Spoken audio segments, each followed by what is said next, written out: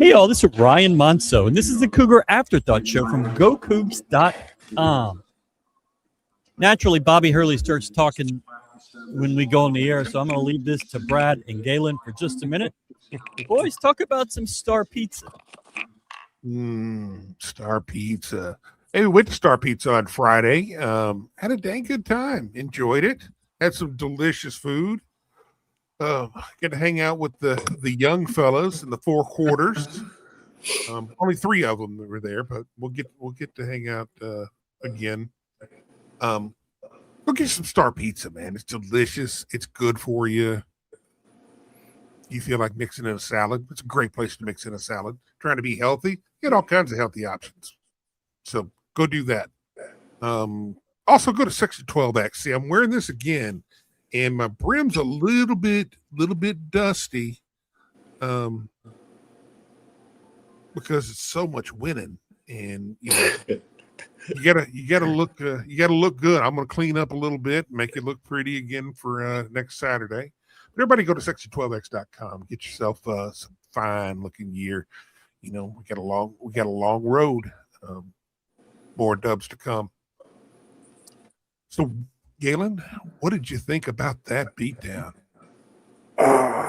Hey man, onceofcensored.com. Ryan told me it was a lot of hoodies in the crowd. I appreciate y'all for supporting. But like you said, man, the defense, you know, with the exception of the drought that we had in the second half, I think we're starting to really turn the corner. Our guys are really reading the rotations and seeing the play before it happens. And you know, I just wanted to say today, like Kingston, we all know about his innate ability to put the ball in the basket, but he was impacting winning today. He was impacting winning on both sides of the ball. I think he had 4 steals. He was so active in the passing lanes, getting deflections, and it's just like our team is they're just putting it together. You got guys who are kind of figuring out their stride and getting their rhythm all at the same time, and it's just like, you know, this is a conference game that we were up by 30-plus points in, you know, so let's not lose sight of that. And that's just these guys are trending in the right direction. We were up 33 at one point and then finished up 30. So, you know, that second half lull, I'm just chalking that up to, you know, the Cougs playing with their food. Yeah. You know, when you're trying to drown somebody, sometimes you got to readjust your arm and give it a little rest. Then you get chokehold and just push it back down. Yeah. And you know, I there's no team that I would like to beat just like this and just beat the living piss out of is a Bobby Hurley coach team. That little buck-tooth freak. I'm glad we let him come close because he had a little bit of belief. Yeah. And then we choked him out one more time. God, I love it. It's like beating him twice in one night. Guard you, shove it up your ass.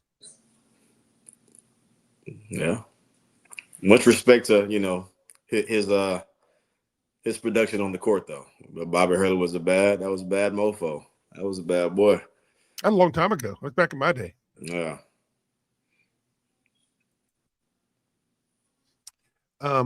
What did you think about an offensive outburst? What is that? Where did that come from? What would you mean? Everybody going nuts. I mean, that offense in the first half looked absolutely beautiful. I mean, we were just able to get so many stops and get out in transition. And, you know, when this transition is unscripted, so you never know who's going to be in what position. You never know who's going to be open. So everybody was kind of able to eat equally. And then when you get easy buckets, it builds your confidence. It gives you energy on the defensive end. So it's like everybody was kind of benefiting from I was obviously our good defense, but also their missed shots, and those missed shots, we were able to limit them to one shot and get out and run. Mm-hmm. And kind of like whenever you want to play well, you got to dress well. Harwell got a new hairstyle. Man, everybody's cutting their hair. Look at that. Look at that. Big Snacks cut his. Harwell cut his. Look at those guys. Yeah. Kingston, I doubt he's cutting his. I think he should keep no, his hair is like his strength is in his hair. It's like Samson, man. You don't need to cut right. that. And like he might cut it, and he might lose his power. Like E-Man, those guys got to y'all boys keep it, man. Y'all boys keep it for surely. But it was awesome to see the ball movement. Yeah. It was just such beautiful offensive display. Even whenever we pulled it back, how many dunks did we have tonight? Ryan's probably got that written down somewhere, but it had to have been like 7 or 8. JoJo and Chris probably had 5 or 6 between them. Mm-hmm. I know Kingston got on that rim. He almost baptized somebody. He was feeling when he went up for that one. I stood up. I was like, oh my God. So it's probably about 7 or 8 dunks, man. 7 or 8 dunks. And those are just momentum plays. Like when you see a dude hanging off the rim, like that's a real momentum shifter. Let alone when all the momentum's in your favor anyway. Mm-hmm. Yep. It was fantastic to see. What did we end up on the rebound? Let's see. Only the margin was that wide. They really did get kind of settled in early in that second half, Arizona State. But that three-quarter court, that defense is just so awkward to go against, man. It's just so like it's just weird. Like you just kind of nothing looks open, but everything is open. So it looks too open to where you don't want to throw the pass. You feel like you're being baited. It just causes you to second guess, and I guess that's the benefit of that type of defense. Right. Let's see. We had 31 missed shots and 15 offensive rebounds. That's good, right? I think that's pretty good. Stellar. Wait, did we shoot 40% from the field today? 56. Oh, so we shot more than 4. Okay, we got shot more than 40. Okay, that's cool. That's the standard. That's the standard. 48 from 3. Wow, 48 from 3. Wow. And hey, everybody, I'm about to say something that I'm gonna go out on. Not really going out on a limb, but I'm just gonna tell you what's what. Milos is turning the corner. This is he's looking more and more like the gentleman that we got to know last year. Ironically, kind of coming around the exact same time that he turned it up last year. If Milos plays to the level that he played last year, this University of Houston Cougar team is the best team in the country, bar none. Write that down. I second that thought. Put it in 3-inch headlines. I third it as well. I couldn't agree more, man. When he's clicking, and alongside our other guys, when everybody's kind of thriving in their role, on top of the level that we defend. That kid on what's the name of the big 7'2" kid? What's his Drop? Drop? Yeah, and he's a projected lottery pick. Is he? Kid was insignificant. Does that mean he'll after 3 years in the G League he'll be right back at Arizona State? Hey, he got some. He a little different. It's like I couldn't help but to notice that boy Big Chris came out gunning. I'm like, he's taking that personally. Like he ain't effing with me. Like I like that, man. I like that. But that kid is the job kid. He's definitely oozing with talent. And yeah, I mean, I can see some of his film, film, man. It's scary. I can see why an NBA team would like him because they're probably thinking, but you can't teach size. You can't teach a guy getting off the floor that quick. He's got a nice little game to him. If he ever had some coaching, he'd probably be pretty good. Yeah, coordination, mobility. Like, yeah, he could put the ball on he's not like a like a brick. He got nice soft. He got a nice looking form. Like he's yeah. Like if he would have chosen to play for the other Hurley, he would probably be the number 1 pick of the draft. Unfortunately, I'd have to agree with you. You know what? I have a theory about that. And it's just like they probably grew up together. Bobby Hurley probably got all the love. And it's just now that they're playing, like now his other brother's like, yeah, now is my time to shine. You know, like am I tripping for thinking that? My theory is that great players seldom turn into great coaches because a lot of what they did came natural and they can't explain it. You know, the guys who had to grind and who really weren't great players, but they had to get everything out of what they had, and they had to learn all the little tricks, and they had to be really, really savvy.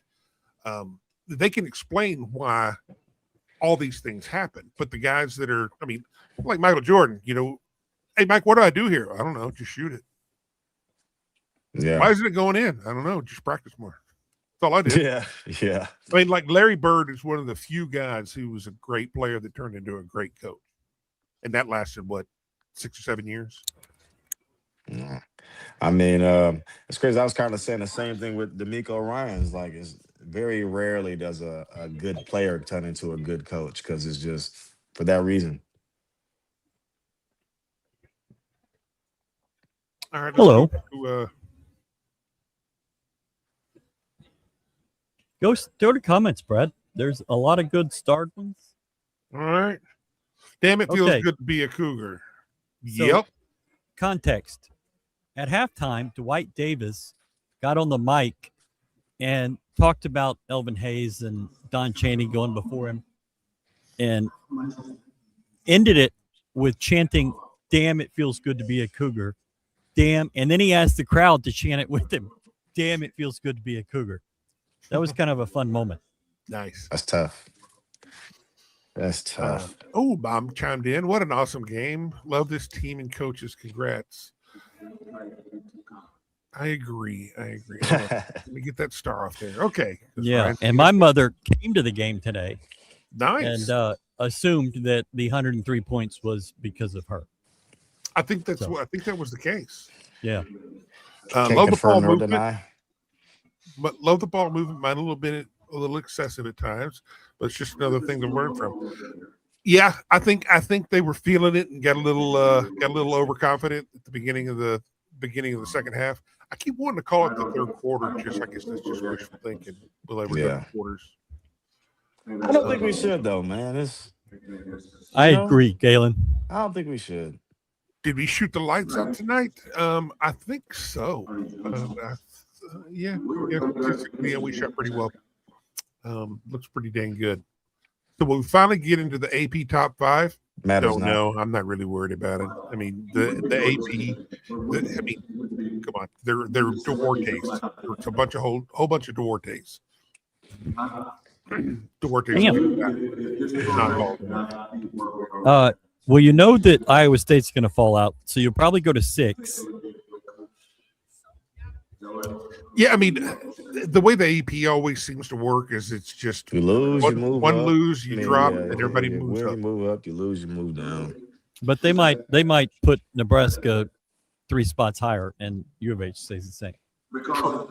True. Hurley needs to update his resume. Probably does, but you know what? I'm all for them giving him an one more year. 4 more years. Yep, I'll take it. Is this loud behind me? Yeah, a little bit. A little bit. Tugler's 4th straight game scoring double figures. Hey, man, all we asked for is discernment. Exactly what he is giving. He is playing. I mean, he got a cheap foul. Reaching in that I didn't think was actually a foul, but the other fouls he had, they were strategic. You know, it's like, hey, look, you just pummeled this guy to the floor after he was going up for an easy bucket. That's exactly what I want to see. And not the ticky-tack joints. That's right. Make them pay. I mean, gotta bleed. How valuable is the experience and playing time the young players are getting? Galen, Yeah, and let alone like I wanted to highlight Chase. Chase came in, he was impacting like our defense in a positive way.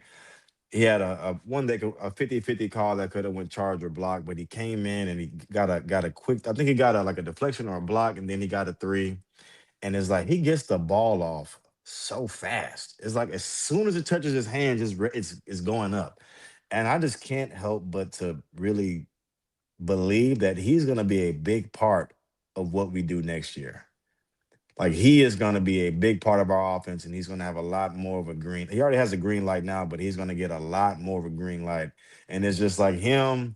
You just never know what a guy like that who can shoot the ball that well, him getting confidence in conference, but you never know what they can do for you on the road in the big game. And you might have foul trouble, you might have an injury. So it's just like the guys, any conference experience is invaluable, especially when you're getting to have offensive success.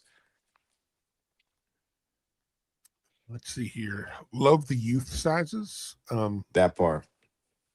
Oh, Appreciate you, brother. for gear. Yeah. Uh-huh. Yep. Nice. Tight. Everybody wearing that gear, take a picture. Make sure you You tag. feel me? Tag your boy, Galen on man. there. Tag your boy.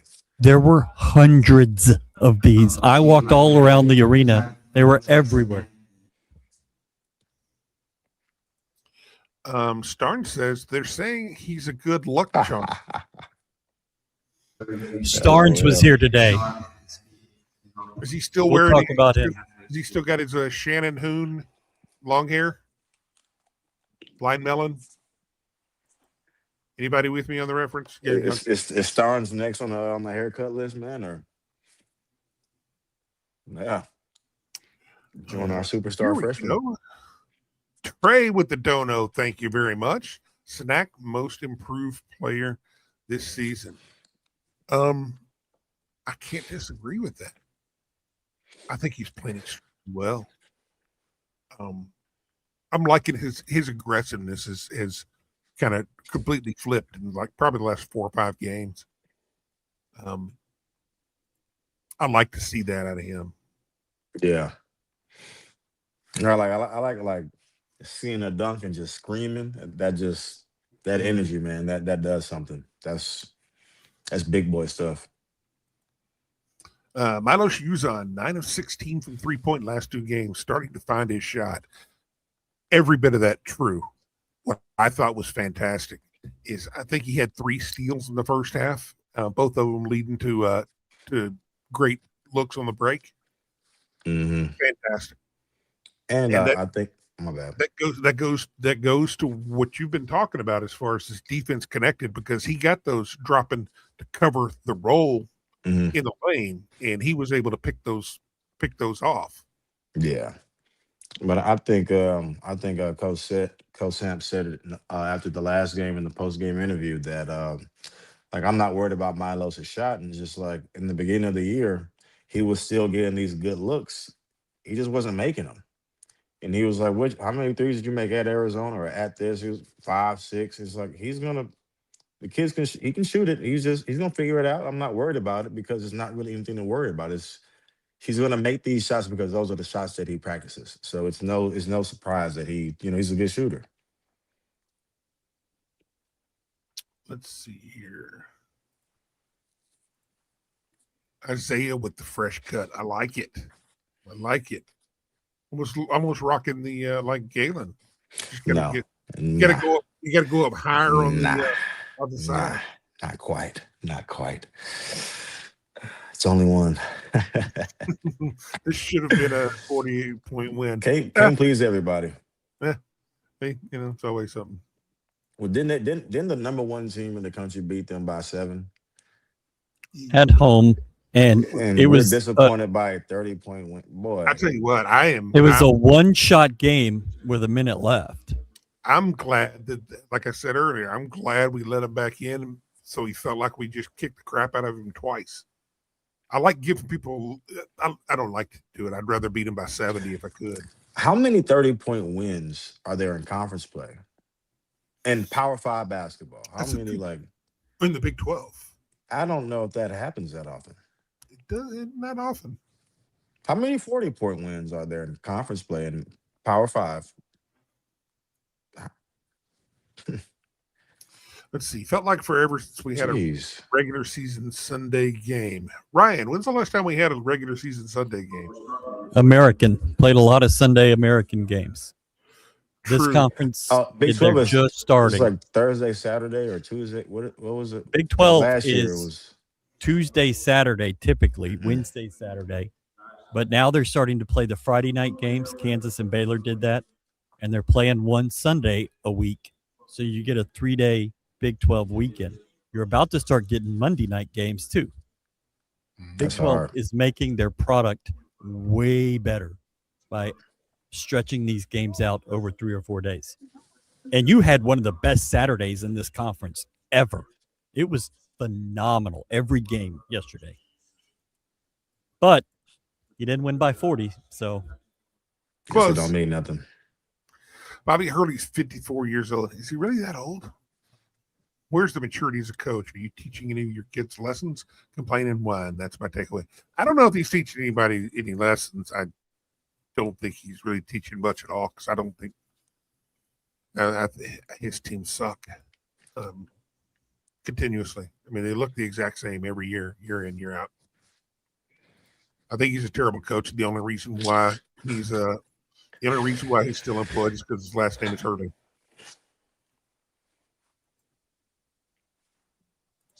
No, the buyout's way too big. That's why he's still employed. Let's be real. Yeah. We put it all together tonight. I agree. Eddie says hi to all Cats listeners. Hi, Eddie. Bye, Eddie. Yeah. Ryan. And he confirmed that he will be on 4 quarters this Thursday night. So Nice. With the Cougs. Okay. And Ryan, no, I will not be at game day. I'm flying up Saturday morning and just not going to be there. But it's really kind of You'll see a college game day here on February 21st. U of H in Arizona. Yeah. That's enough. I mean, I've been to 2 basketball game days. Galen lost one of them. And then you won it last year. So Damn it, Galen. Yeah. Blame me.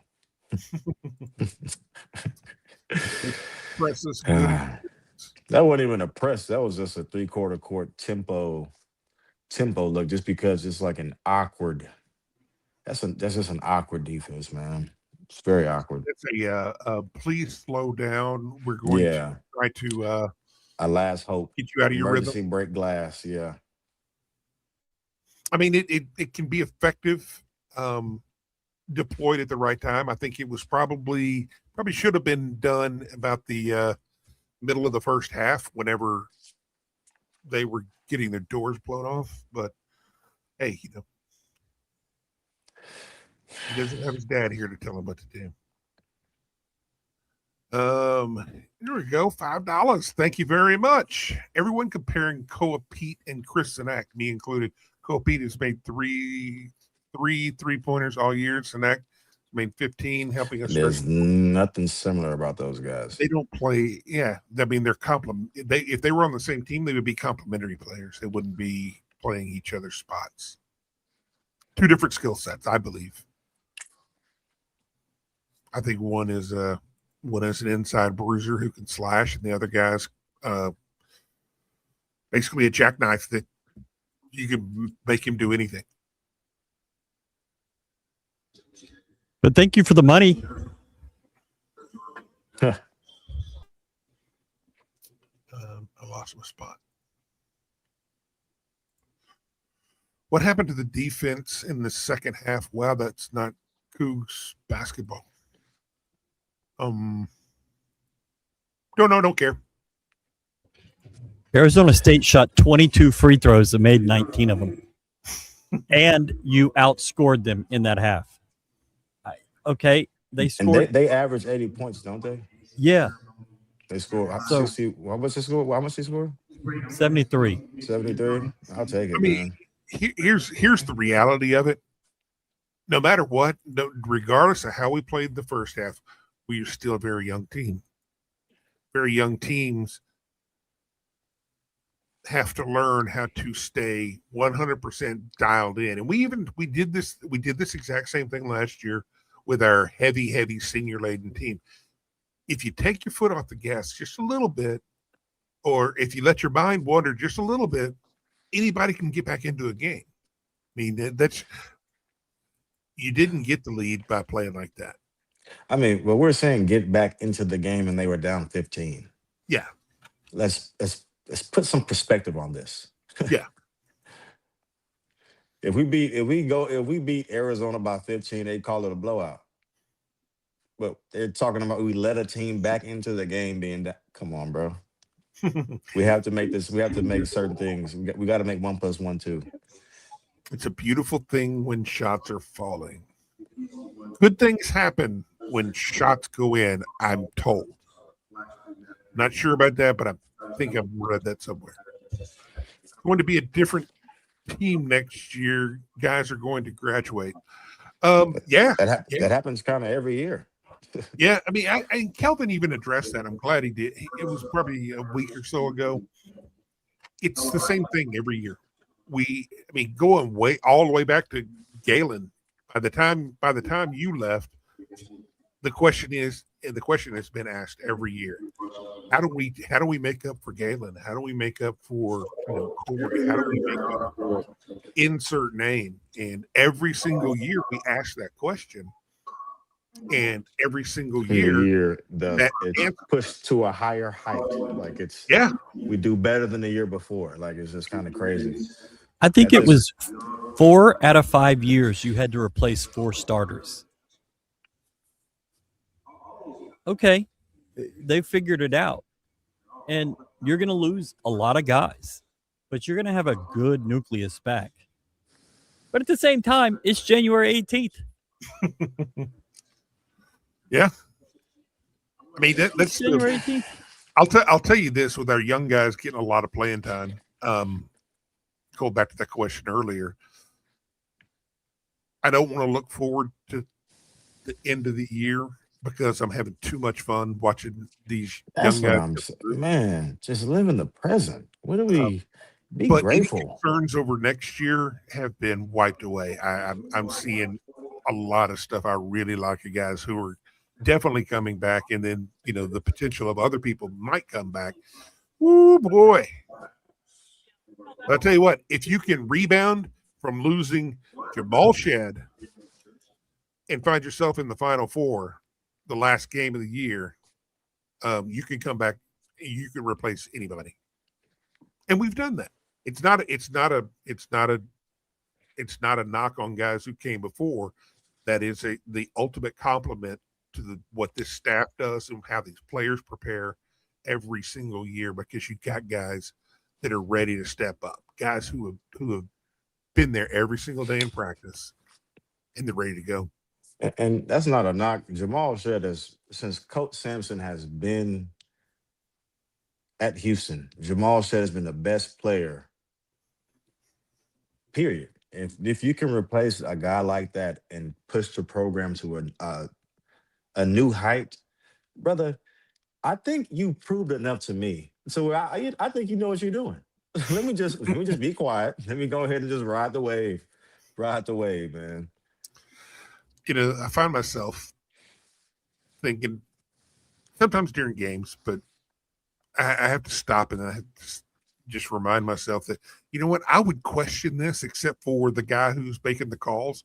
I've learned that there's no question. When I say I would have done this, that means I would be willingly be wrong. I'd be doing wrong shit. You're willingly saying you would have done the wrong thing. Yeah. I mean, you gotta help. Just this guy sees those guys every day, knows their strengths and weaknesses. I think he knows what position guys would excel in. So let's just trust 40 years of expertise and just, it seems to have helped us thus far. So let's continue to trust in that guy and that staff. I mean, geez Louise. Thoughts on the upcoming game at Tech? Dogfight. Ryan, I see you talking, but you're muted. Tech should win that game. It's a home game. It's going to be a crazy environment. Tech should win the game. Mhm. But I wouldn't bet against this U of H team. They've shown, y'all are talking about believing in Samson. Even if you don't believe in him, you just Damn sure look at better the be scared of results. him. Yeah, But you better just be. look at the results and be like, okay, I don't believe in him, but I can do math. I mean, my bad, Ryan. These freshmen tonight went for 48 points, just a three, went for 48 points and 14 rebounds and 14 assists. CNAC had 5 assists to go with his 8 rebounds and 18 points. That's a different guy than we saw early in the year. Yeah. Hey, and just steals, and Sanak had 3 steals. But just to piggyback off that, man, just getting a road win in the Big 12. We saw Iowa State fall at Cincinnati. Bad. The number 2 ranked team in the nation. We went out there and handled business with our young group, and that was our first taste of road action. Is not easy, man. It's not easy. So it's like I'm willing to put all my chips and bet them on Houston going to Texas Tech and getting the dub. Mm-hmm. If there's anybody that can win on the road, it's us. I think absolutely. That's 16-0 in your last 16. Okay, all right. Some have told me that might be good. I'm not sure. We told you in an article this week that U of H was 1 week shy of 10 years of winning 16 road games, and U of H just did it 16 in a row. What? Like the people who support us, who just sit here and doubt, what would they be saying if Houston was the opposing team and the school that they supported was playing Houston? They would probably have the fear of they would God. say we can't compare ourselves to Houston, but we just got to compare ourselves to Arizona State. Well, what most people would say is, man, they don't shoot 40% enough. No, they literally would say that their offense sucks. We should be able to handle them. But see, everybody thinks, I watch all these teams play, and Arizona looks phenomenal. Michigan looks phenomenal. Nebraska's look really, really good. All these really, really good teams out there. I'm watching them, and I'm like, I get frustrated because they don't do what we do. And it's like, why aren't you guarding it like this? How aren't you finding this look? How aren't you finding this look? And they look great until they play somebody like us. And then we make it look really, really, really ugly. I mean, that's what we do. It's crazy. My last year in the G League, we had a defensive coach, and he's now assistant coach at Radford. And he hit me up yesterday saying, yeah, I showed them some of y'all's old clips of you guys is doubling the post. And I was just telling him, like one, it's kind of crazy that he can go back that far and they still doing the same thing. But 2 is like, how crazy intense and how crazy hard are you guys playing for the world to know what you're going to do? And nobody has figured out how to beat it. The world knows we're going to double the post. Mm-hmm. That's just amazing, man. Thank you, LT1 Bandit. I like that name too. Yeah, I mean, offensively and defensively, I mean, we do the same thing. It's all out there and easy to see. I mean, we did throw in a zone every now and then this year, but the way we attack the basketball defensively, same shit. And you think you might get it down, but you can't practice it the way we're going to play it. There's no way you can replicate it. It's funny. My last year in the G League, like we were trying to do rotations, and I'm sitting there trying to take over. Like it should be like this. It should be like that. The coach is like, "Nah, we're gonna do it this way." I'm like, "Bro, do y'all know who I played for?" And then, sure enough, when we started listening to Galen, all of a sudden we started getting a little bit more stops, and it was like, damn, it's kind of crazy. It's almost like I knew what I was talking about. I'm like, bro, I played for Kelvin Sampson, bro. The defense is flowing out my veins. Like, come on, man, what are we doing? I think it's conclusive. Harwell's hair was holding us back. Oh, brother.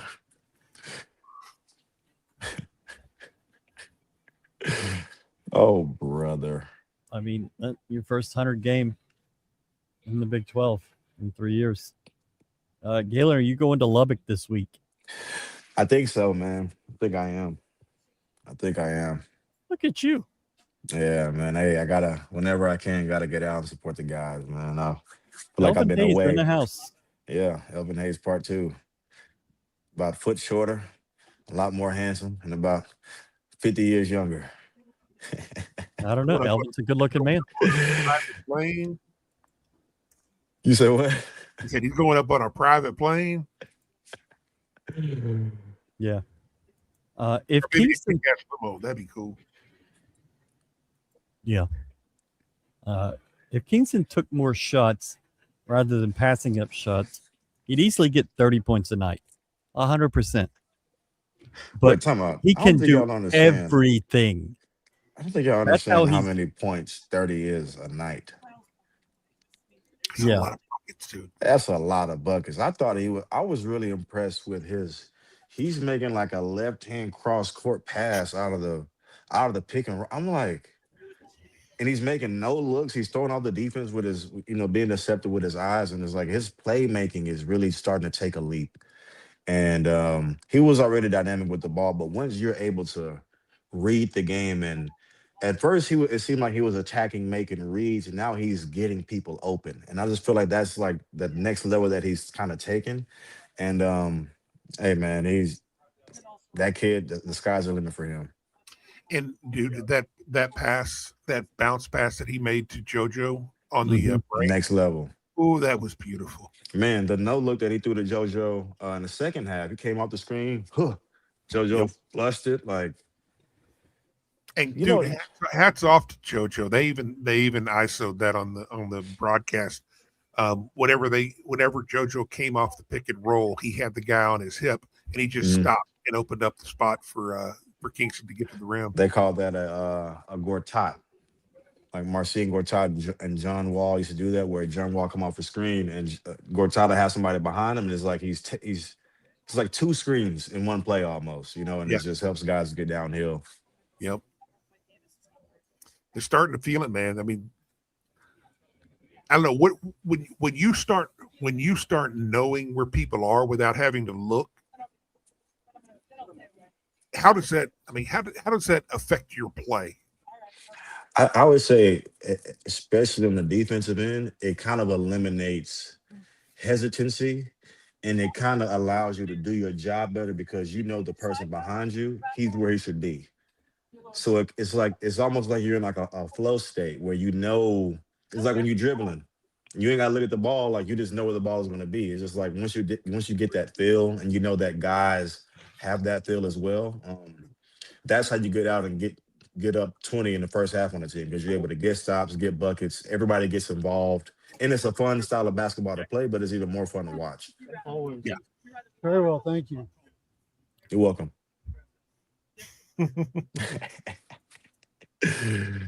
Nah, man, was like the Showtime Lakers, man. They were out running and gunning, limiting them in one shot. Everybody's getting a share of the action. Man, that is just. There's going to be a lot of great offensive clips on the next film session. Yeah. Just by getting out and running and just unscripted points, it's a thing of beauty.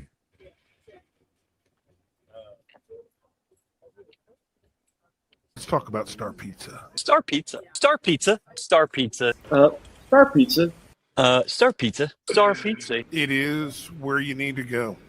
Is this backwards, or is it? Can y'all see No, it right? it looks great. Hey, You yeah, spelled yeah, it correct and everything. You good? Star Pizza. Star fucking pizza. Star Pizza. Yeah. Star Pizza. Star Pizza. Star Pizza. Star Pizza. No, that's Star Pizza, buddy. Star Pizza. Star Pizza. Star Pizza. Absolutely. Star Ryan, Pizza. go ahead. Star Pizza. Pizza. Houston. Go ahead, Ryan. Love Star Pizza. Take your ass. Take your ass there. Take your ass to Star Pizza. I Take your ass did to Star yesterday. Pizza, guy. I'm sure, Towns. Star Pizza is always there for you. You know what? You know what we haven't done is talk about Star Pizza. Star Pizza. Brad, you look like you're wanting to say something. But before you do, Star Pizza. And I'm going to eat Star Pizza tomorrow. No shit. Star Pizza. Hey, when Fat Miles dude said- sure does have hey, good when looking Miles- hair, man. When Towns said I went there yesterday, I said, I'm sure you did, Towns. Hey, Ron, I can't lie. If somebody like had their eyes closed and had to just listen, they wouldn't be able to tell which one that I said Star Pizza. I amaze myself in my ability Taking over. just to mimic Star Pizza. I amaze man. myself. Yeah. Yeah, man, it's talented individual. I wish I had your confidence. You should, man. I should. Man, I you're really a man, should. man of many talents, man. Man of many Yeah. talents. Star Pizza being one of them. Star Pizza. Star Pizza. Brad was, you could tell he had loaded up on that Ozempic because he only had like 4 slices of pizza when we were at Star Pizza. Like, I was like, I don't know who this guy is. Well, they were the special, the chef You special. did have the chef special, and that's Yeah, a man, heavy pizza. those things that's some heavy, good stuff, dude. Yeah. I mean, that is nap time pizza. Yeah, for sure, brother. Galen, look at that savvy veteran move. Not going to waste one of his 5 reading a comment. Mm-hmm. Absolutely. Take your ass to Star Pizza. Absolutely not. Got to make them count, man. Like them files for JoJo. Got to. Hey, I can't get the cheap ones, man. I got to get the ones that, bang. Mhm. Pause. I'm going to just say to y'all that the Houston Strong and the Houston versus everyone hoodies were everywhere today. I mean, everywhere. I no kidding, saw 200 plus. My mother was wearing a Houston Strong, the black Houston Strong That's hard. hoodie. My nieces are going to get their new ones this week. They arrived yesterday. They're excited. They're in New York City, though, so they're having fun with public transportation. I think you could take 2 kids their age to New York City, not do anything, just ride the ferry to the Statue of Liberty and ride the subway, and they'd be fine. That's my suggestion to all you. I can't lie. This made my day right here. I don't know if you guys can see it. Yes, We have a little Couglet. Couglet. Finally in our youth sizes, man. First time ever. That really made my day. That was pretty For cool. surely. You For had sure. one of the 2 best players in the city in the 2027 class here tonight, Isaiah Santos, the 6'5" shooting guard from Seven Lakes. U of H really likes him.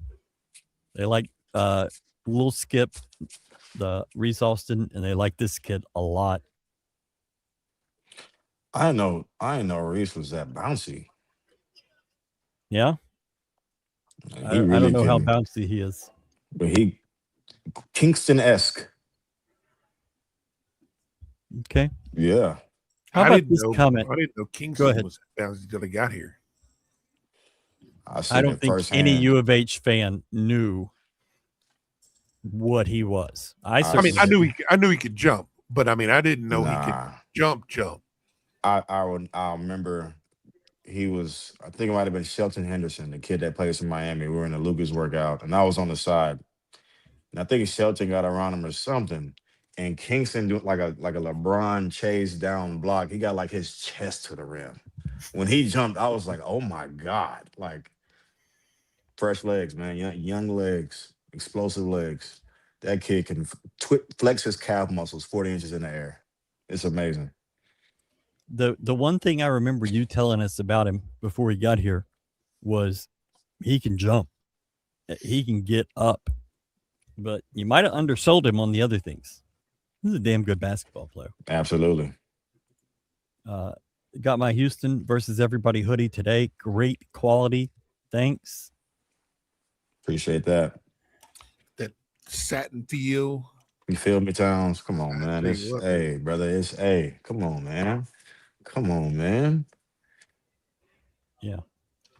I tell you what, if you're a guard and you got an opportunity to come here,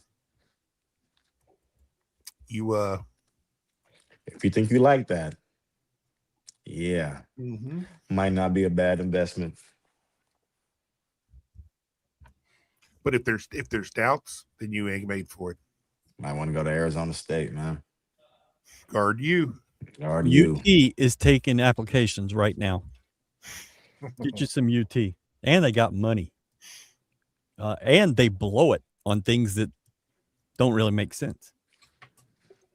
Chase reminds me of Armani. Galen? I can see that. And that's why I really believe that, Coach Sampson already thinks highly enough as a shooter. And I just feel like his other parts of his game are only going to grow the more confidence he gets and the more leash that he gets. He's already making the right defensive plays, and it's only a matter of time. And it's just like your role is going to be different on every team. And I think that the longer he's here, the better he's going to be. Kind of like Emmanuel, where Emmanuel, when he got there, he was initially just a shooter. Now he's shot faking up and under and one and dudes. Like he's added so much to his game, but it's a process. It doesn't happen overnight. Hours, hundreds of hours watching film, hundreds of hours worth of reps, and failing 100 times as well. So, but yeah, I definitely can. I can understand that for sure. And just think if we would have had NIL back in the day, you'd have been able to keep Armani and Nate for another year at least. Yeah, I think Armani was ready to go to the league. He was the one guy that Kelvin was disappointed that he left at the time he did. Well, I mean because you want to go get paid. Yeah, but he just thought he was ready for that step. Yeah, what's funny? I talked to Armani a couple of days ago, but I'll never forget. He used to always say, bro, because he's a grade younger than me, and he's a grade under me. So he's always be like, "Gee, whenever you leave, bro, I'm out." And I'm thinking like, "Yeah, bro, you just talking, you ain't." And he was for real. So when I graduated, he said, and went to the league, which is crazy. Now he's in Euro League, going nuts, going nuts over there. Speaking of Euro, did you see E-Man out there hunting? Oh. Did you see E-Man out there hunting fouls? Oh yeah, for sure. It's like, I didn't know he had that in his game. Lowe's had hit somebody with a second half pound over Euro right float. I said, oh my God. Yeah. I said, oh my, that's tool bag. See that right there, when he gets his floater going, that's when you know that things are starting to turn. Yeah, that float is a telltale sign.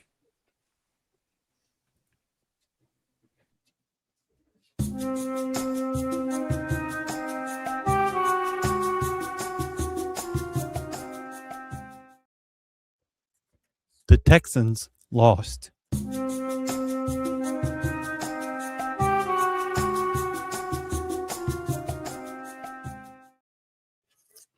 I think that was our best segment ever. I will say, defense in football, defense doesn't win championships. Defense gets you there. Quarterbacks win championships. The last time I looked, there were 8 turnovers in a game. How many did it end up? 8, 9? I don't know, but it was pretty ugly. They was getting to him so crazy. He was like, I'm not even a football type of guy, but he's throwing guys. I mean, there's a couple of passes where it's like, bro, you got to catch that. But throwing them super low, throwing them super high, throwing it behind, it's like, man, they was getting to him. And it's just like, do you blame the O-line for that, or like who's to blame for him being under that type of duress? All the above. Sometimes it's just really good defense. But 5 turnovers is 5 turnovers. They couldn't run the ball. Yeah. Anyways, I watched more NFL today on the big screen than I've watched all year. So, But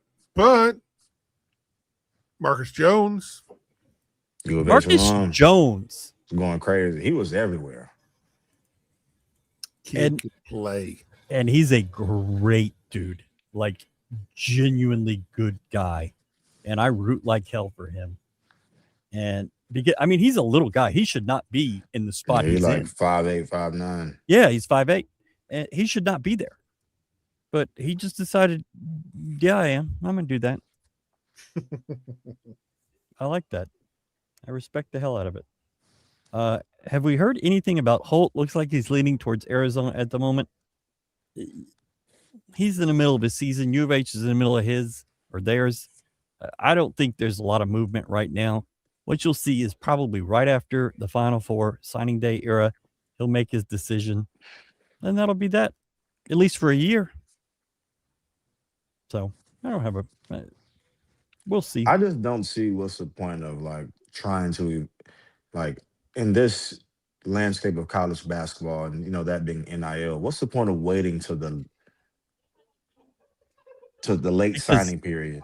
I think there's a great opportunity there to, number one, find out where somebody needs, and they'll have more money. They'll always find more. When there's no cap and there's no, there's really no rules, why not kind of get the lay of the landscape? And because he gets to dictate now. I mean, he would have gotten to dictate in the fall, but I think it's a good spot. If you're a one and done type of guy, you should go somewhere that's if you know you're gonna be on campus for 9 months, go somewhere that you know is gonna prepare you for the next level, wherever that may be. Like, don't make it seem like you're about to be like a 4-year college guy. Like, you know what I mean? It's like, bro, if you know the next level is your destination, more than likely, go somewhere that's gonna prepare you for that. And it's like sometimes whoever can pay you the most, that might get you hit upside the head the hardest. It might be a setback. This is chump change compared to what you're gonna be. That's making. what I'm saying. It's like it's that y'all done went 18 years without being wealthy. You can go 9 more months getting paid a meal. It'll be okay. Yeah, everybody's gonna get paid. I mean, you're not gonna break the bank, but if you're looking to get every single dollar, I think you're thinking about the wrong things. Because if you're gonna be going a top to Arizona is not a bad thing. But that's what I'm saying is like if you have the cream of the crop options, you're gonna get paid handsomely. Yeah. So, it's like if you know you're gonna be there for a year, what's the point of prioritizing? That's so short term to me. It's probably a little presumptuous, but I want to make sure that Kingston's leaving, because if Kingston, any chance that he ever came back, he ain't playing point. That might be what's best for you. I mean, you just iron sharpen up. You just never know. Who would have I'm not saying that Los ever dude came in, did his thing. But let's say if he was playing alongside or in the program at the same time as Jamal, how much easier of a transition certain things would have been. It's just like it kind of eliminates that them early growing pains, and there's no pressure on your growth, and you're able to just learn and incrementally get better. But I mean, hey, you know what? That's just my opinion, man. I could be wrong. Probably am. I just feel like if you think you're one of them dudes, then be one of them dudes. Don't think short term. Think 9 years from now. There's a lot of truth to what you say, but there's also Koa Pete waited until the late signing period last year to sign with Arizona. I mean, he had Arizona State as one of his final 3. I mean, but you also are dealing with agents and family, and at the end of the day, these kids are still 16, 17. Yeah, they make weird decisions. You get thrust in the spotlight like this, and I couldn't imagine it. I couldn't imagine going through any recruiting in the modern age, much less being, one of the I top in the could. country. You said how much? Oh, perfect. I would They love said to. they said $3 million. What do you got? Yeah, I know how you do it, Galen. Just set it up like an auction. Respect that. Yeah. It just sounds like I can't lose. And then you have guys like Guys like me had to get sold on a vision. And these brothers out here getting paid. Come on now. I had to imagine this. Hey man, you get to eat. We actually have have food here. We have a gym. Mm-hmm. Man, hey. Or back in the old day, we had a fax machine. But the two, Kingston and Keyshawn, are guys that, to Brad's point of, I can't imagine doing this. Think of being at that top of the top, the elite, getting phone calls from everybody in the country nonstop. Keyshawn told us he had to make guys stop calling at 2 a.m. And Kingston was getting that. But they're just so much more mature. They're just so much more ready for it than your generation, Galen, and certainly yours, Brad. It's just a different ball game. And I mean, for us to find out who recruited us, you had to check the mail. Yeah. That just reminded me of a story. Dang, that's crazy. Wait, y'all know that? No, never mind. Go ahead. No, we want to hear it now. I think it was at Larry Bird's Hall of Fame speech. A dude was like, I was riding home, listening to the radio, and he was like, it was Indiana State playing somebody. This is Nolan Richardson's story. Nolan Richardson. He was just like, he said, Bird this, Bird this. All he was hearing on the radio. Then he was like, damn, that brother can play. And he said the next day, he seen that Larry Bird was white. Because it was in the newspaper. I'm like, man. But yeah, Don, that just made me think of that. Like, yeah, times are definitely different. Yeah. Nolan Richardson. Oh, that's Working Hands, all right? Yeah. I hated that. It's I assume it was Arizona State. It's greasy. What is it? But yeah. Working Hands is they're using the Put it on NBA. your Y'all know why we use it in college. That ball is slippery. It's a synthetic ball. It's a tacky. Yeah, something like that. Holt says he doesn't want to enter the wrong situation wherever he commits. Oh, brother. I think he's the guy that they really want. Well, I need to know what guys try to over. Let me not say that. Yeah. Let me not say that, man. Yeah. Trying to over caution. Like, bro, are you nice or what? He's nice. Okay, then. So it's just like. But I mean, he's a guy choosing between 2 1 seeds. I think there's a reason to losing. But you want to be in the exact right spot for you. I just if you want to get your rocks off, go to Arizona State. You're gonna be able whoa. Play however you want. You're gonna lose. Oh, okay. I thought you were talking about something else. No, talking about hooping. Yeah. Because I'm going to tell you from my firsthand experience at Arizona State, shockingly, I thought the Arizona girls prettier Arizona State girls, and I did not expect that to be the case. Brad would have spent all his NIL money at Sam's boat. Yeah, obviously. It would be called Sam's and Brad's boat at that point. Be probably City Streets. Whew. Galen has no conception of City Streets. Brad does this at least twice a show where he just alludes to something that I just. Well, no, I mean City Streets was like 4 clubs in one over off of what was that? Okay, it was on Richmond and the Loop. Galen, picture a Walmart. And then they just cut it in like quarters, and it's 4 different clubs. You've got a piano bar over here. You've got a hooker bar in the back. You got Brad's feeding table over in this corner. And then you got a dance club over here. It was yeah, dude. I mean, back when the Macarena first came out, dude. I know what that is. Yeah, it had like a regular dance club. It had a piano sing-along bar. It had a country and western deal. All kinds That of don't crazy stuff. sound too bad. It was pretty fun. Whole lot of people.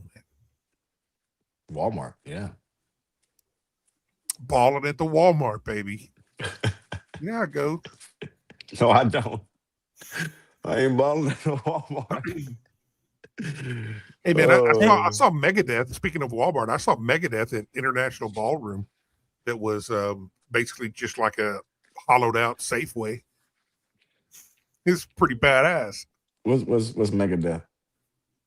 Metal band. Oh, I listen to all kinds, man. I don't listen Like to them rock. all.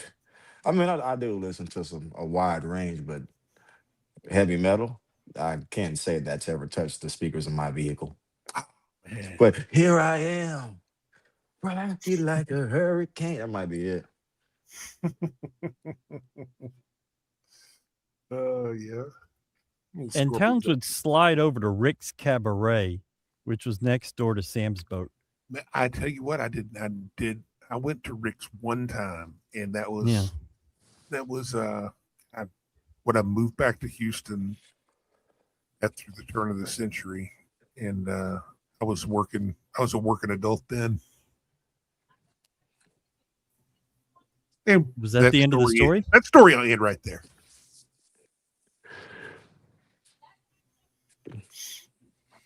I once thought I was being taken to Rick's Cabaret, and we went next door. It was a swingers club, and I didn't care much for that either.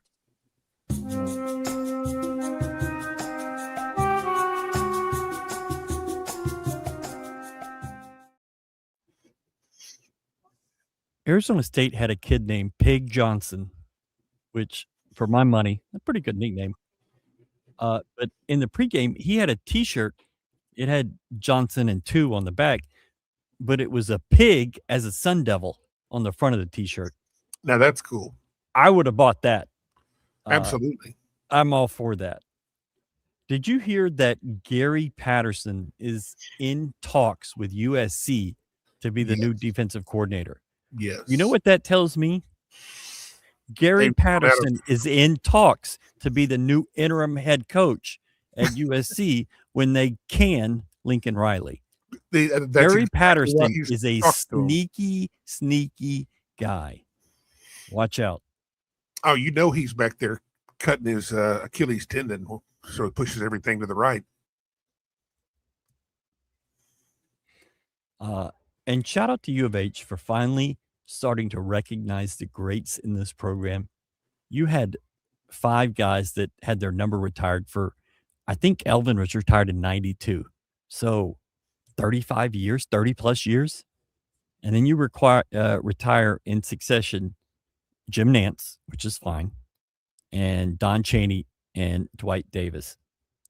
And I think that is so awesome. Dwight Davis was a hell of a player and should have had his number retired 30 years ago. Yeah. You finally get to it. I mean, he was a 20-11 guy in 3 years in college, like for a career. Yeah. And you you just see how massive his hands look on TV. Like, good golly. What you didn't see, and this is my favorite part, is his wife is like 4'11". And he's like 6'11". And so it's ridiculous, the difference in height. But they were awesome, really good people. This was while Kelvin was talking, his group was together getting their photos taken, and that's him in the middle. That's his wife right in front of him. You can see the height difference there. Yep. But I am so glad that Kelvin is doing this, is recognizing these greats from the program. I think you're caught up, and now you're going to start maybe recognizing people from the Kelvin era. I just don't know of anybody else that you would put at that level. You and I disagree about Marcus Sasser. We both agree on Jamal. And I think we agree on Juwan. that he's probably a no at this point. But All good guy team. okay. He's fine. You But get the Sparkle Hall of Fame. Sparkle Hall of Fame for sure. But Reggie's first there. Yeah, Reggie was great.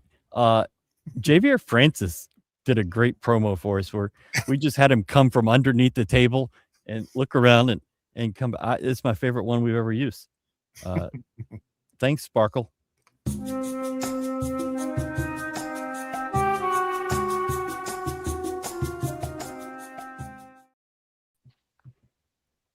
Pig Johnson. Welcome back. Pig Johnson. Arizona State had 10 turnovers in the first 10 minutes of the game. That was crazy. And then ended up with 17 total. Well, you can't turn That's the ball kinda over wild. if you're getting fouled and going to the free throw line. So, yeah. That's still a lot of turnovers, though. Oh, That's a lot of turnovers. At that point they had more turnovers than shots. I think they had 6 shots and 10 turnovers. And I mean, U of H was, I think it was 27-2 at one point. That was crazy. But you only won by 30. So, well, only +3. +5.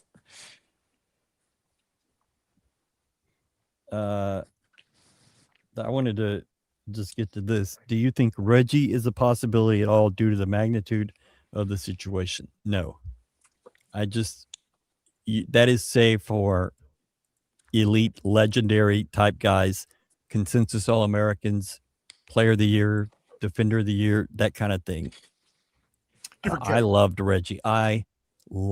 There was nobody ever at this school that has been better to me as an athlete than Reggie.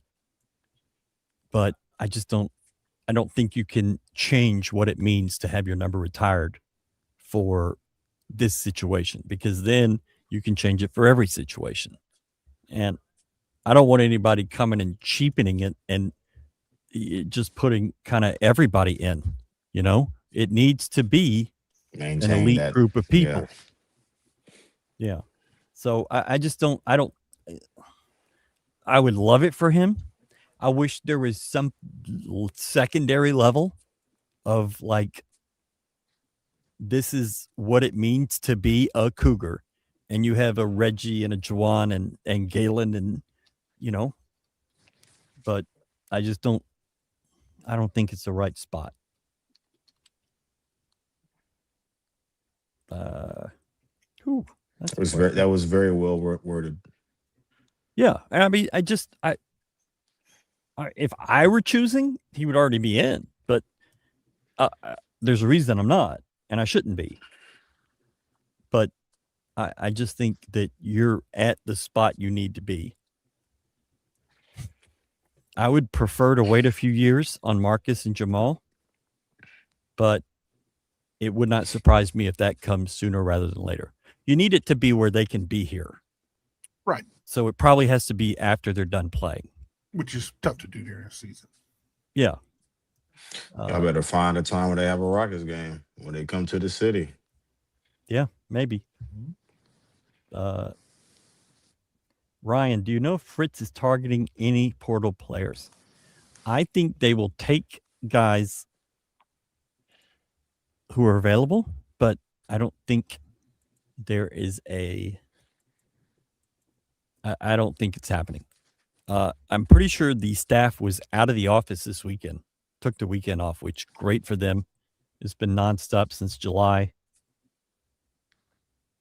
I just think they're at a great spot and hit a complete home run on the class they brought in. I mean, I just don't know how you could like the transfer class better than what you have. For your needs, this was it. True. I mean, the class only matters as to how it addresses your needs. You could have 35 stars in there, but if they don't address your needs, but I think this really, really got to what they needed. Brad, do you agree? 100%. Disagree? No, this is phenomenal. Congrats on the win. Watching from Monroe, Louisiana. Nice. Tugler. That's my aunt, Lisa. Thank you, Lisa. Hello, Aunt Lisa. Yeah. Aunt Lisa thinks you're kind of cute. And I got wonderful hair. I mean, it's just all there is to it. I don't know. I question the choices of the women in my life. And that's that could be one of them. Be wise. To be fair, it's probably better to retire these numbers now when people care about the program and come to games rather than do it in front of 17 fans decades ago. Yes, but you can't. You didn't know this was going to happen. Right. And you've got to take care of these people when they're able to get here. Thankfully, Dwight Davis is able to get. He lives in Vermont, by the way. Dang. Very active in the former NBA Players Association. Nice. Yeah. And works with youth in or maybe it's New Hampshire. Now that I think about it, New Hampshire. They're the same place to me. Facts. Does Wes Miller keep the win streak going and beat Arizona this week? Where are they playing? The worst. That's a great question. But Let me check. the worst thing that could happen to Cincinnati fans is Wes win this game. 4-year extension. Yeah. Our boy, the Thumb, had another rough weekend at UCLA. Yeah. Oh, it's at Arizona. Yeah, that ain't happening. At Arizona, they lose by 40. Yeah, that ain't happening. They ain't built for that. No. I mean, they better than Arizona State. Same thing. All they got to do is shoot 40%.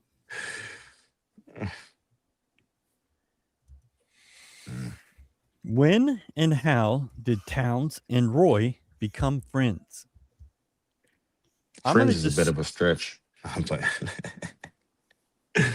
We met on a Friday morning. Brad had probably been drinking since Wednesday night. Not out of the realm of possibility. We got on a flight. He drank the whole time.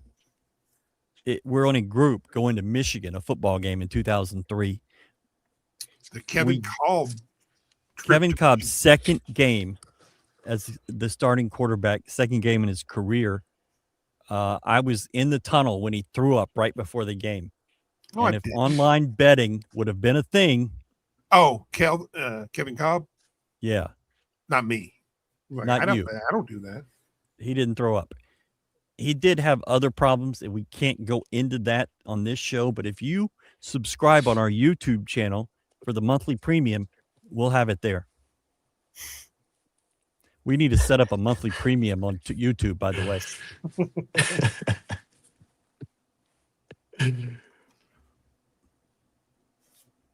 Town said, I don't throw up, man. That's beneath me. That is beneath me. Yeah. He did get us kicked out of a brew pub in Ann Arbor because he made an inappropriate You can't tell that story gesture if you're online. to a woman, a waitress who may or may not have. Anyways, off topic, but the tea at Frenchie's is so good. Okay. So's the chicken. At Just thought I'd Samson's throw that out. last pregame press conference, he explained his desire to properly recognize UH grades. Yes, it has to happen, and they're doing it the right way. They're not putting 4 at a time. They're doing 1 a year, so it's a standalone event. Thanks.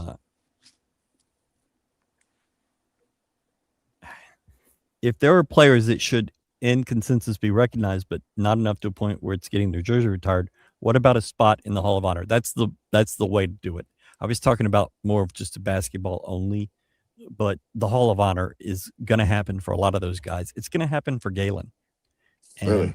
Galen agreed to let me introduce him in his Hall of Honor speech. You were drinking wine that night, Galen, but you agreed. Not out of the realm of possibility. Yeah, but Galen's going in the Hall of Honor. It's just going to happen. It's going to happen. And It'll happen someday. we are going to get We will beat the Galen drum for that. in it, and we're going to get David Bertman, former director, now director emeritus of the Spirit of Houston. We're going to get him in the Hall of Honor too. It's kind of crazy. Yeah. And glad to see all of the OU fan support for Hollis Price to get his number retired. It blows my mind that they have not retired his number.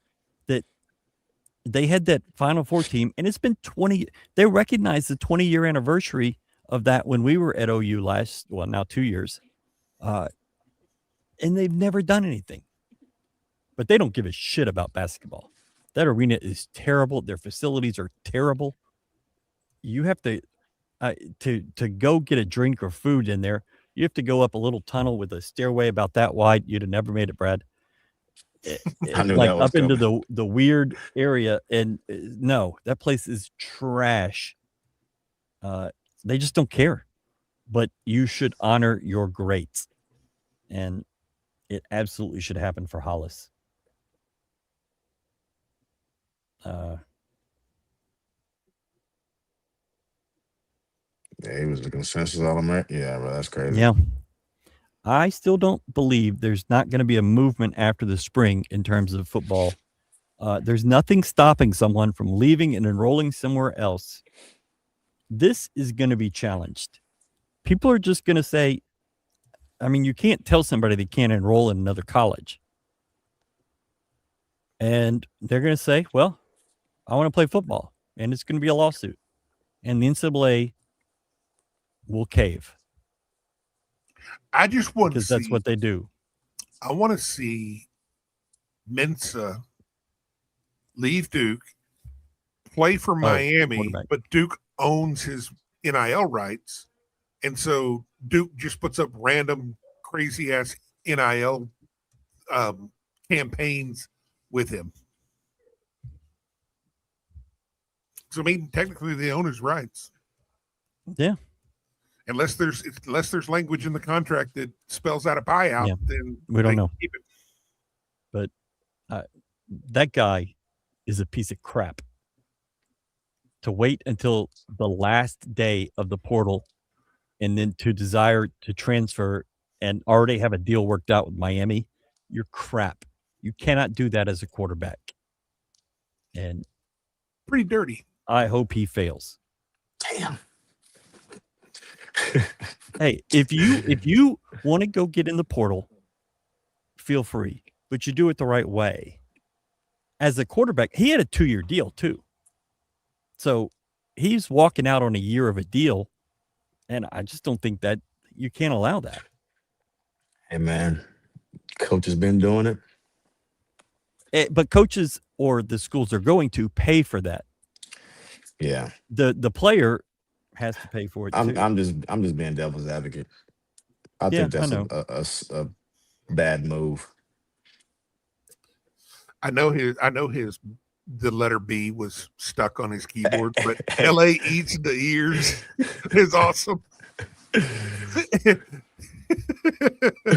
It's fantastic. Oh my goodness. That is awesome. Okay, he got there. He got there.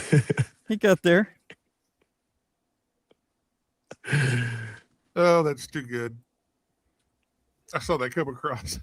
I was like, please don't delete it. Don't delete it. I just couldn't understand what it was. So I was going to just not even talk about it.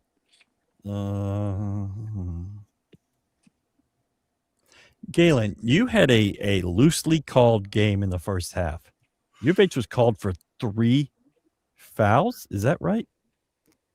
Yeah, 3 fouls in the first half and then 12 in the second half. Your opinion, why do refs change how they call games like that from one half to another? Well, you saw what happened once they started calling the game differently. The game got closer, and there was a little bit more, it made things interesting. But, I mean, Honestly, man, I've never been a fan of. I don't know why they do that.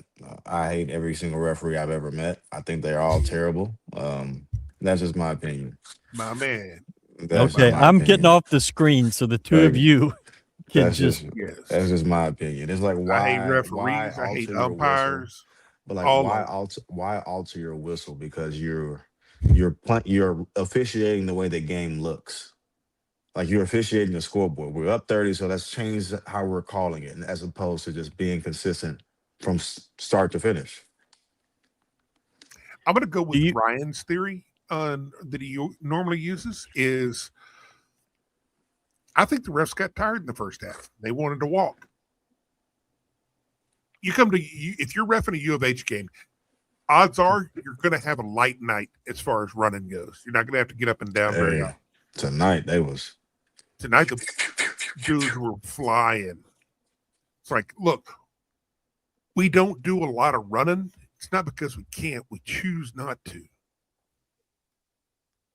But if it's time to run, this team can get it. That's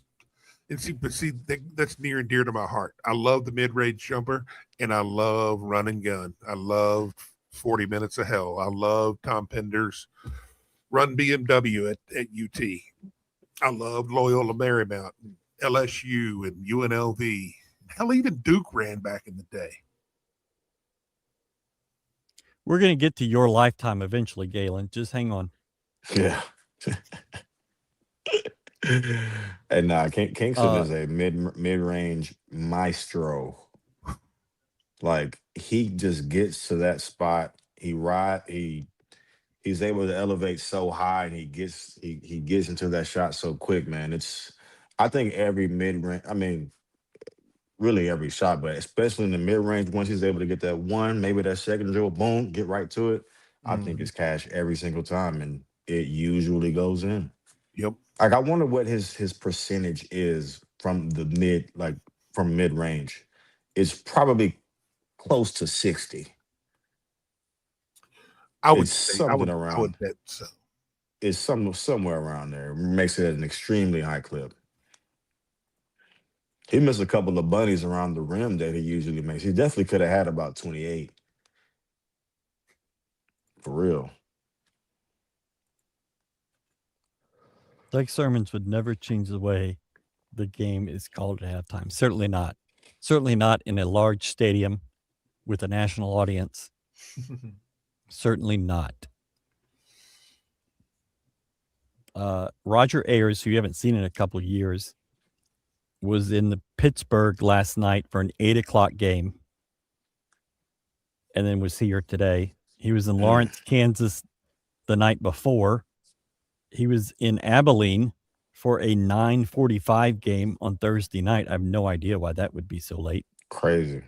He went Syracuse to Cincinnati to Abilene, Texas to Lawrence, Kansas to Pittsburgh to Houston in 5 days. Dead legs.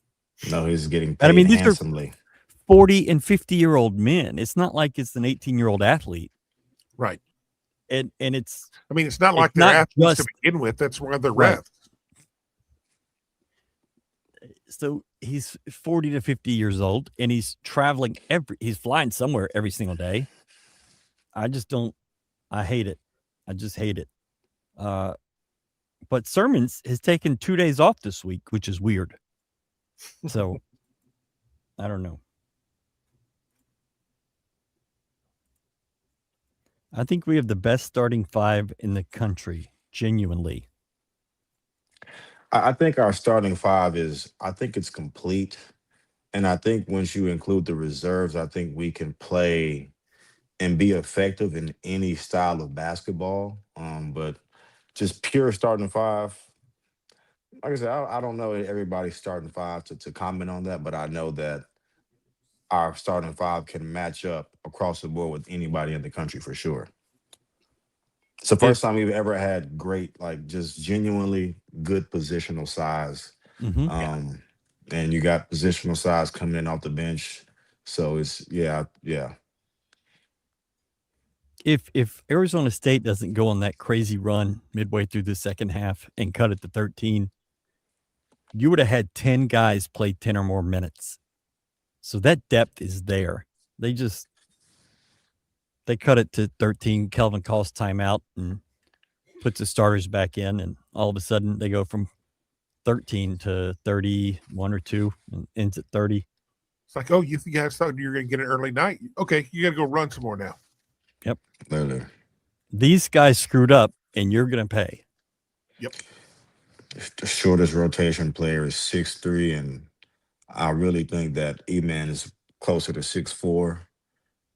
So you just got we got great size all around the board. Yeah.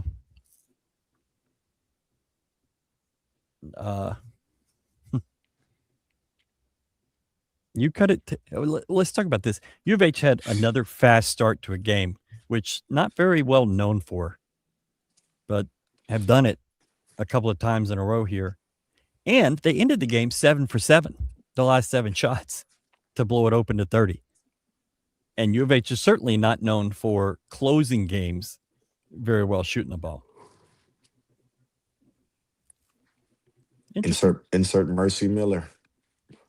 Interesting. Bro was hope checked in and was getting it on. Give me the ball. Give and go. Give me the ball and go to hell. Get out the way. We called that I'm the getting Malik. buckets. Get out. Hey, the second time he scored, I think he drove past it to Chase in the corner. He's supposed to Mercy was supposed to fill in the corner because Chase was about to drive to the top of the key. He went right back to the top of the key, give me the ball back. I'm about to shoot this one again.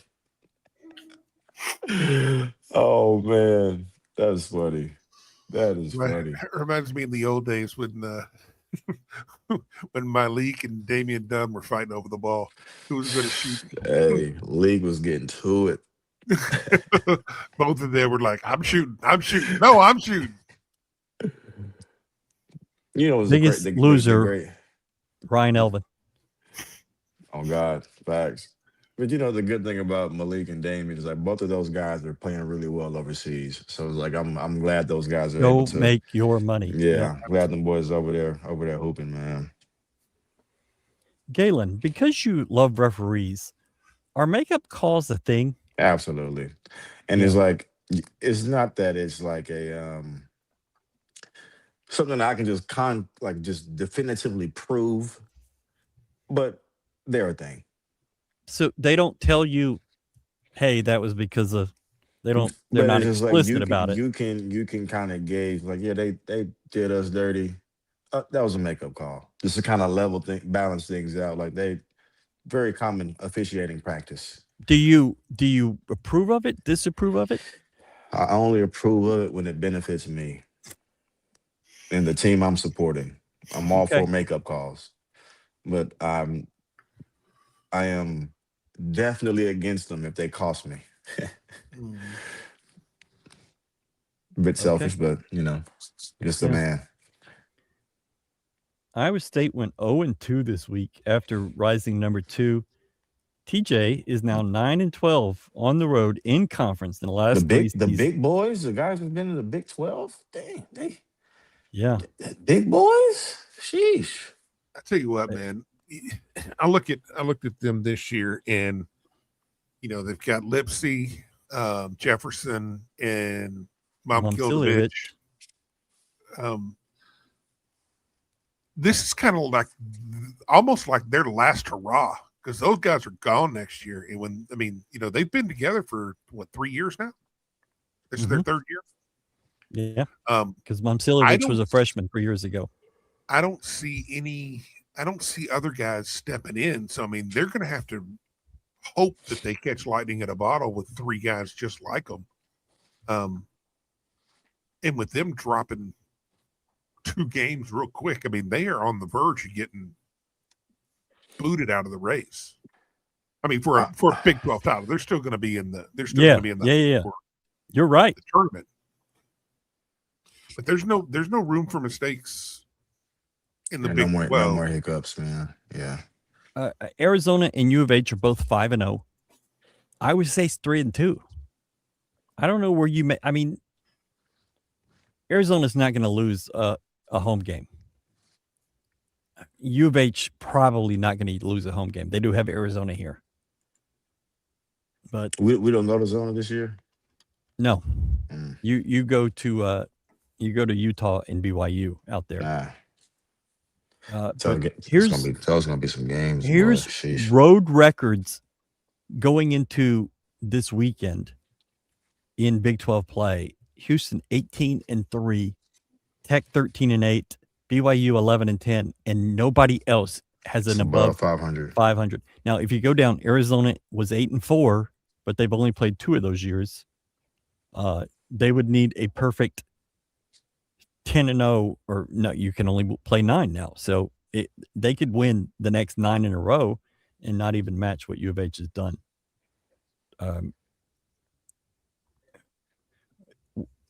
I think it's okay to be 500-ish in this league on the road as long as you dominate at home, unless you're dealing with what U of H has done since February 2024, because it's just a whole different level. I mean, it does not make sense that these guys have not lost on the road. I mean, you lose at Kansas, okay, that's fine. But you lost at Cincinnati, that can't happen. But then they've got at Oklahoma State, at K-State, at TCU, at BYU, at Utah, and at Arizona. There's at least 2 to 3 losses in there. Yeah, on the road. Arizona and BYU for sure. And then they got U of H, Houston, and Texas Tech. U of H, Houston, and Texas Tech. Hey, at home. Yeah, not in a row, but I mean, who are we talking? Kansas At Iowa Kansas. State. Okay. Hey, can I be honest? I never really thought Lipsy was that good. I think he's a good athlete, but I don't think he's the level that they need him to be. I think Momcilovic is showing. I mean, he had a great night last night, or whenever that was, yesterday. Yeah, he's been nice though, and he did it. He did it to U of H in Ames 2 years ago. Yeah, he's been cut for sure. Yeah, but I don't think that team scares you. And I'll be honest, Arizona is really, really good, but there's holes. Very much so. Very and there's holy. definitely holes with BYU. Holy. If I were right now, take out the U of H thing, but if I were putting money on it, U of H would be my team. You've got that 2-game lead over Iowa State. You got a game lead over BYU now, and you get Arizona at home. I think this team is ascending, where those other teams are at best flatlining. Well, I mean, yeah, I think Arizona's playing at the level. A good level. See, that's the hard thing is that whenever you're playing great, it's hard to maintain that level for that long a time. And it's hard to maintain that when you're not losing. It's like it's different when you get a loss under your belt and you're able to learn, but like a lot of times winning hides a lot of deficiencies. Mm-hmm. And that's just I feel like they talking about them playing against beating Arizona State by 7 at home was like they won that game, but they should have dominated. And I feel like if they may have had a loss under their belt, they might have dominated that game. But it's just like when you're winning, it's like everybody cool. We're the only undefeated or one of 2 or 3 undefeated teams in the nation. What you gonna tell us? So cool. Hope they keep that all the way up till they play us. I'm talking about that. What record do you think wins the conference? I told you last year it was 5 losses, and it turns out 5 losses would have won the conference. But 1 loss won it as well. I think you feel pretty good at 14-4, and you feel really good at 15-3. You feel ungodly at 16-2. Yeah, at 16-2, I think you're probably winning it by 2 games. Brad? I think 3 losses wins it. Yeah, I think 15-3 is probably the number that wins it. 14-4, and you might. It might not You work. might have to depend 15. on someone else to beat someone else. Is like, you got to, you want to control your destiny. Because I mean, Texas Tech is always it's going to be who they are. They're strong. They're going to be tough as hell. I wouldn't be surprised to lose that game. I don't see anybody beating them at home for real. Arizona's going to be from us. tough. Kansas is going to be tough at home. There's some spots. Iowa State's going to be tough at home. Huh? Yeah. Iowa State in Ames. But as far as what they do, those other teams do you think that they can go on the road and take these types of games either? BYU is one of those teams that they can lose any night. Any night could everything could go wrong for them because they are live and die by their shooting percentage because they're not going to fucking defend anything. Mm-hmm. Those are the teams that beat you, man. Those are the teams that beat. And that's why, like, personally, I'm never really worried about the big games with our guys because I know Sam is going to have boys chopping wood and ready to spit it out at people. But it's the games that you may think should be a walk in the park. And that might be the game that catch you slipping, So it could very much be a UCF. Like, you just never know, like, because that's a team that everybody tends to overlook. And it's like, that's going to play at UCF. That's a hard place to play. Yeah. So you just never, like I said, this conference is so unpredictable. You just never know what can happen because anybody can beat anybody on any given night. Mm-hmm. But a team like BYU, they talented enough to beat anybody, but lack enough discipline to where they can lose to anyone. And it's like those teams are just dangerous. It wouldn't surprise me to go to Provo, Saturday night game, 8:00 game. So that's probably 10 o'clock our time, huh? No, 8:00 here, I believe. Oh, okay. And for that game to start out like it did at Allen Fieldhouse 2 years ago, where they just go nuts, it very well could happen. If you were going to Arizona this year, I feel like it could happen there too. Kansas is going to be just pissed off. Like, I'm so looking forward to that environment. And then the Iowa State environment, I'm really excited going to. I just don't think this Arizona. Weekend in Lubbock. Yeah. I feel like Texas Tech is tough. I don't think Arizona is just tough. No, I don't either. But I think they could hit got a lot of 6 threes in 2 minutes. They got a lot of Pac-12 in them. Like this team. I like my chances against those types of guys, man. Yeah. I agree with that. We'll see. But Tech is every bit of cut from that cloth. Tech's gonna have a problem. Ain't no chumps in that Tech locker room, I'll tell you that. Well, Tech's gonna have a problem. It's because they're basically playing 5 guys 38 minutes a night. They really are. They've not a lot of Christian depth. Anderson right now has the most minutes played in all of college basketball. Isn't that a wild stat? That is tough to maintain. That's tough to. I mean, if you get nicked, your team's got problems. Hey, man, them boys is tough. Yeah. Tech you goes. You got Houston coming to town, man. Last night, BYU had them. BYU had them on the ropes. I thought BYU they got up 9, and I was like, damn, they're about to drop the hammer. And then all of a sudden, they just got destroyed. I think Tech went on like a 28-2 run or something like that. Of course, I mean, things change when they get smart and they remember that they've got the best player in the conference in JT Toppin, and you just feed him the rock. And they won at Love. They won. Oh man, that's tough. What? When a team comes and beats you, like, and it's a big game, and they come and beat you in your arena. I'm talking about Tech. So it's like Tech won that game. Oh, I'm tripping. I read it wrong. My bad. Yeah, I'm tripping. Well, yeah, I'm glad they won. Cool. If it would have been reversed, I would have been a little like, damn, they might catch us slipping. But They cool. go to Baylor Tuesday night, and then U of H A lot but lose Saturday evening. And they have the midweek off, and then they go to Orlando a week from Saturday night, and then UCF turn around. is a trap game.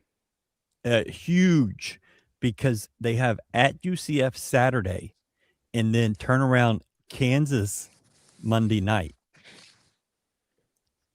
It's easy to overlook. You're overlooking UCF with Kansas coming to Lubbock.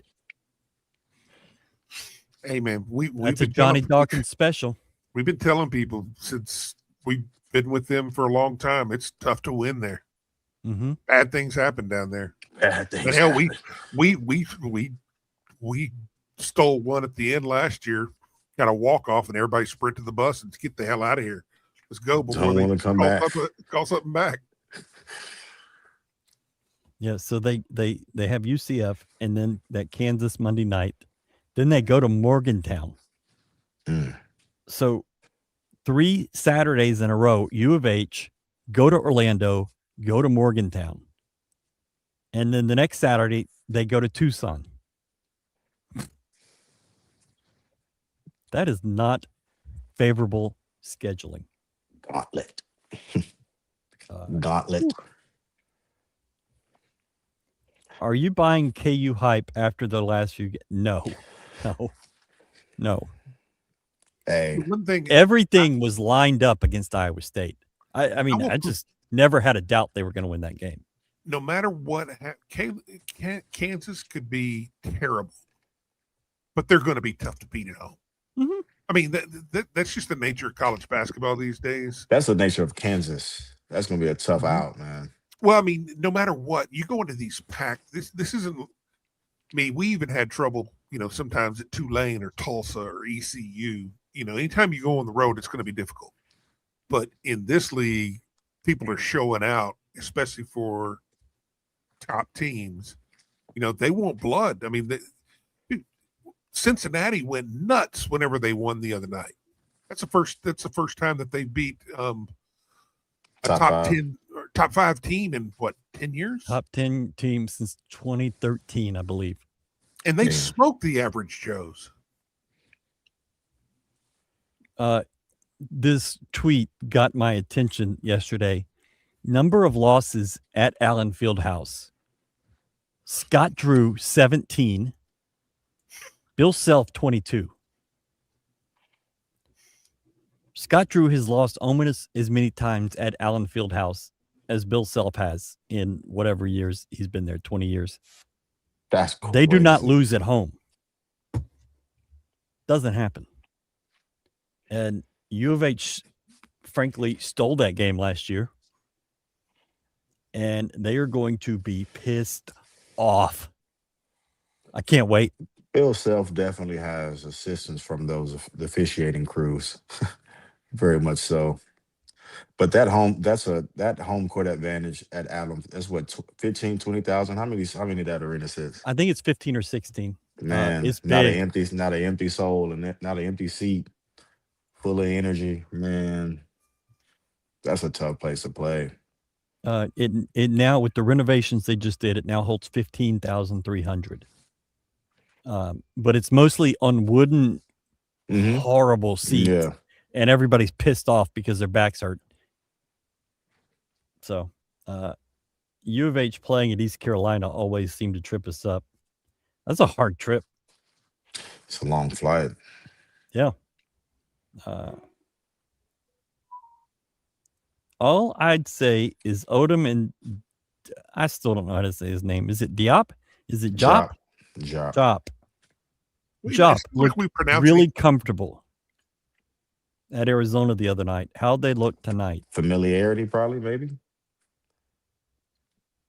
I don't know. Pac-12, soft. No. I can't ever compare other teams and then back to our team because it just doesn't translate.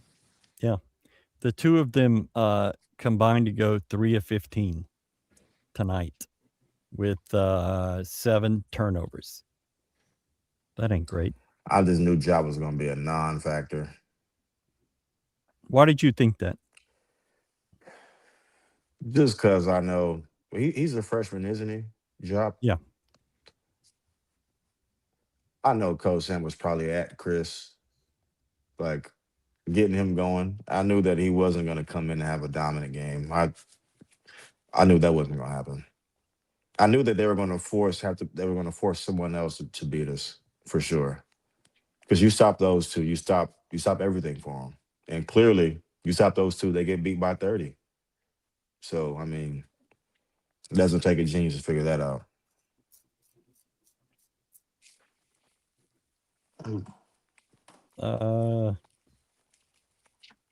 Tech always wants to beat us, it seems, so they compete very hard.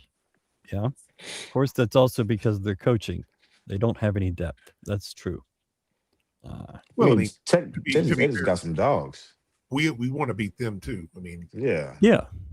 I mean, Kelvin has been, I think he's 6-1 against them since he came here. That's an important game to him. But like, it ain't like they've been a top 25 team every time you play them, huh? Mm-hmm. I mean, Yeah, they've so been it's really like, good. that's what 2 ranked teams. That's. I mean, smoke. they've been rolling since Chris Beard took over up there. Beard. Yeah, that's what I'm saying. Like Tech ain't never been He played us when we were in the American. Yeah. I think we got I think we got them a couple of times. We played them one of the neutral site games. I remember that. Yeah, we did play Tech.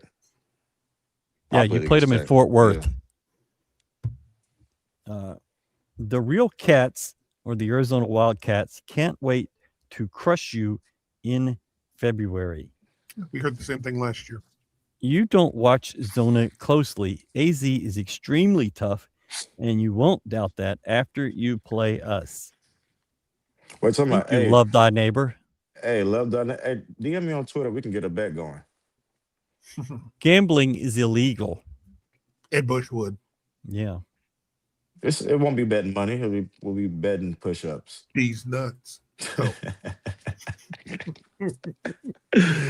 Yeah, DM me on Twitter, man. Get something going. Why are Arizona fans so butthurt? They get the respect they deserve and plenty of knob slobbing. I can't believe I said that out loud. I'm sorry, Mom. Plenty of knob slobbing from national media, but Says it's it never again. enough for them. Knob slobbing. Sorry, Jeff. Hey, you know what's funny though? It's just like I just don't understand like how teams like that. Not that no disrespect to Arizona, but just teams in general who are prettier. Why? They got do longer people- legs. Why do people try to just take a crap They on were us, man? going to remember they were going to destroy us in the tournament a few years back, but Thurin was going to destroy us. We couldn't play with them. We're just too sorry, and we whooped that ass. And then beat him at McHale last year. Not that great an environment, by the way. I think there's 4 or 5 better in the conference that I've been to. But Mercy Miller needs more minutes. Kids a bucket. I don't think. Okay, we have 4 guys on the starting 5 scoring in double figures. And there's more to basketball than scoring, man. Not taking away of anything from him and his scoring ability, but clearly, if you have a first ballot Hall of Fame coach dictating who is playing, there's probably a reason why they're getting the minutes that they're playing. I can't help but to assume. I think Mercy is in the right spot where he needs to be. His breakout year is next year. If he sticks with what he's doing, his breakout year is next year. He's got a great opportunity for that to happen. I'll say this. I mean, you're still 16-1, right? Here's 2 things. First, there is no time to get warm and get going and if you're called on, you got to produce. There's no time to fuck around. We can't. That ship has sailed a decade ago. I mean, it really has. I mean, there Yeah. might have been a time where you could get some minutes and get a chance to work into the game. We don't have that. I mean, because we've got 4 other guys just like you. Everybody on this team can get buckets. Damn near Everybody can 4 ball. draft picks. Everybody can flat out play. So you've got to come in and produce. But I will say there's going to be at least once or twice this year where where things are going to go weird. Somebody might tweak something and he's going to be called on and he's going to have a big opportunity. And it wouldn't surprise me if he steps up big in that spot. You know, I think I honestly believe Chase has done a good job of coming in ready. Like Yes. he has been capitalizing and maximizing his opportunity, and it takes a mature kid to have that outlook and to be able to, you know what, this is my role. I'm going to accept that, and thrive in it. So hats off to that kid. Yeah, He and he's a gets it. freshman. He gets it, and it's just like I'm telling y'all, I'm telling y'all, if he stays with us, I'm telling y'all. We have all been high on him since last year. I certainly was. I know you were.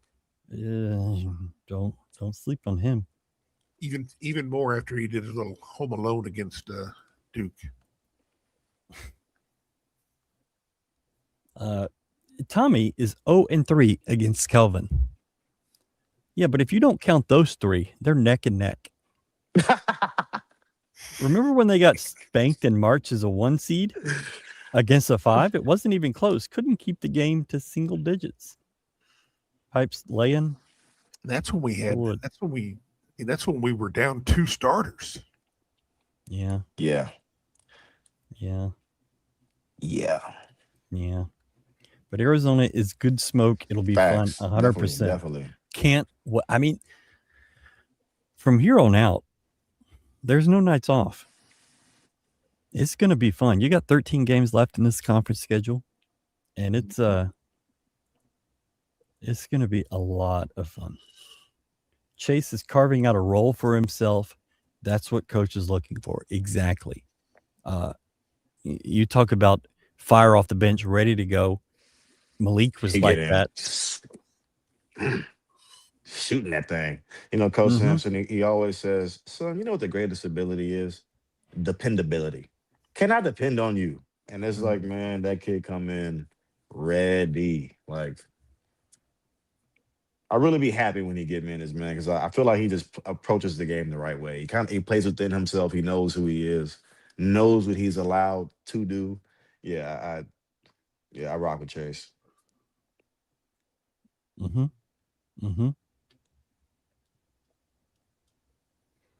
Tajay was a special player. What happened to him? First off, it's spelled Taze. Yeah. Well, okay. Taze. And when I saw he signed with us, I saw his name, Taze. I was like, yeah, I like that name. Yeah, this guy. Taze Moore. He was going to be Taser. Hey. Oh, no, Taser. Hey. Bro was made in the lab. And they posted his, I think was whatever state university in California, San Jose, whatever it was. Man, he was tearing the rim off. I'm like, we got a specimen. Like, what is this guy? Was it San Jose? It was Bakersfield is what it Cal was. State Bakersfield. Yeah. Yeah, that's right. But one of them. You would have never thought that you would come from there and beat that. Oh, and then he came in. He got his first few minutes. I'm like, oh shit, that's even bigger than I thought. Hey yo, Towns. Hold on, what you talking about, man? But what's funny with Tajay, man? It's crazy how like God works. I'll never forget when he first started getting minutes. Every time he made a mistake, he was looking over his shoulder. And then whenever Marcus and Tremont got hurt and he was able to get those extended opportunities, those extended minutes, he damn near evolved into a go-to guy. Like, I remember when Tulane, I think Ron Hunter was like, yeah, we game plan for that kid to beat us. And he beat you. he beat you. Beat you good, brother. Yeah, he was one of the biggest surprises I've His yeah. took off. Because I mean, you didn't know, nobody knew anything about him, but then you see the numbers and you're like, man, he's coming off that injury. I don't know if he can measure up. It's a different level. And then that was also, everybody was comparing him. He was being compared to Cam Tyson coming in from Seattle, who was okay, but not great. Two very different players. Oh yeah, absolutely. And then all of a sudden he started balling. And it's like, who the hell is this? How the hell did we get lucky enough to get this guy? But I mean, it's one of those, when you have the opportunity, you got to grab it and run with it. There's no time to wait. And it's like, to Cam Tyson's defense, I don't know if there was ever an opportunity like that for him. Right. No, you're right. So we were never really able to kind of see, and let's say Tremont doesn't get hurt, we never see Tajay. We never see that type of guy. We never see him. He never pans out into what he panned out to be. So, just crazy how stuff happens, man. And now he's in Europe, isn't he? Making some moolah. I bet so. Good for him. Yeah, I mean, he signed a two-way with Portland. I think a couple two-ways. Yeah. So he two-ways with $500,000. So, bro, he's doing well for himself, I could imagine. Star Pizza. Good people. Get you some Star Pizza. Better pizza. And he's balling over in Europe. And check us out on TikTok. We have a TikTok now. Look at us. I don't know what to do on it, but we're posting things. TikTok dance. We're doing stuff that we don't post anywhere else. So you just check it out at TikTok. On TikTok. Or don't. On TikTok. At TikTok. Whatever. There was a couple of comments I wanted to get to before we get out of here. Oh, here's the one. The Field of 68 did a thing on the best jobs in the Big 12. They had U of H 5th. So you're behind Kansas. I think you're behind Arizona. I think you're behind Arizona or Iowa State. Maybe behind Texas Tech. Do you think 5th is about right for the U of H job in this conference? Yeah. Yeah. I think it's a little high, to be honest. Really? I mean, when you're not talking, understand this. That means it's the job itself. It's the job today is what it is because of Kelvin Sampson. If Kelvin would have never come here and U of H got into the Big 12, it would be 16. That wouldn't happen. Right. I agree with that. But had that happened, U of H would be the last team in this conference. Well, we'd be in Hop-On still, too. Yes. And no practice facility. And I mean, Kelvin made the job what it is. Yeah. I mean, it's just no different than what it's been. But I mean, even with the practice facility, everything it is now, if you remove Kelvin from the equation, it goes down. It goes down a notch. Now, it might stay up there, and hopefully it does stay up there when eventually the torch is passed to Kellen. But that's not. If you take all of them out of the equation, that's what they're talking about when they talk about the best job. Like, Kansas definitely has this most storied tradition. Absolutely. So, yeah. Well, and then massive Tech too. Support. Tech, massive support.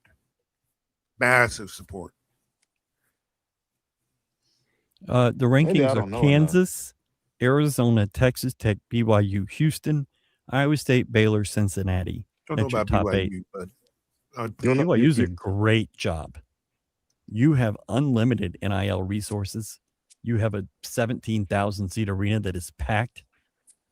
And Provo's a great town to attract people to. I don't necessarily think they've got a great coach, but I think BYU's a pretty good job. Why do they have unlimited NIL? They've got people that are willing to spend, and they've proven it with football and basketball for sure. What's the worst job in the Big 12? Colorado, and I don't think that's even a question.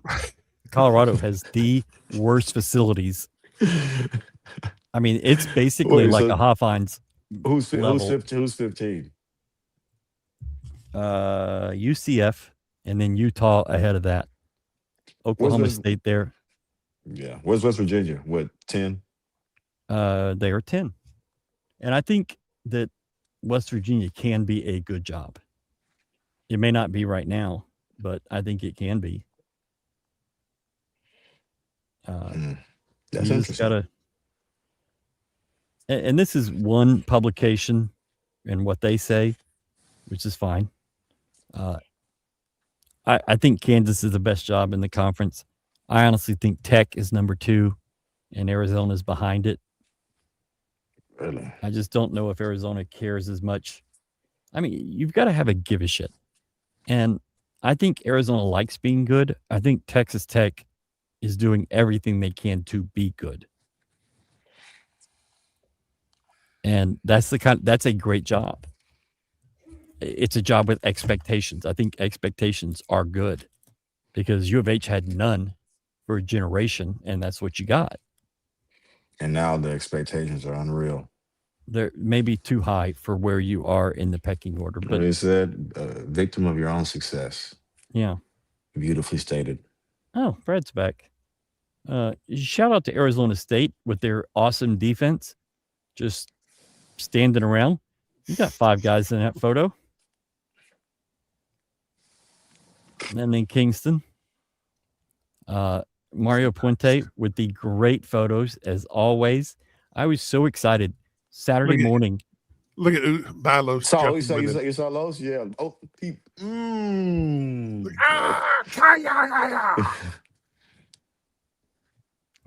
that's tough.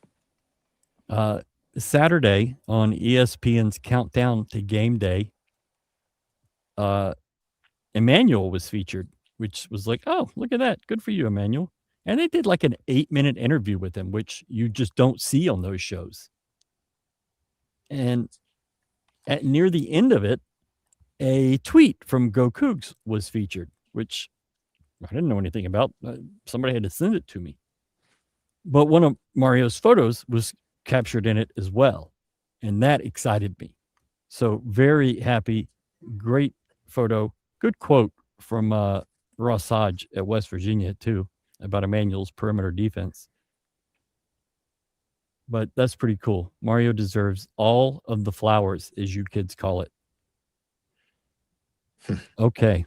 We are a little over 2 hours into this. So let's go ahead and take a step back, do our final thoughts, and I can get out of Fertitta Center at 10 o'clock on a Sunday night. Galen.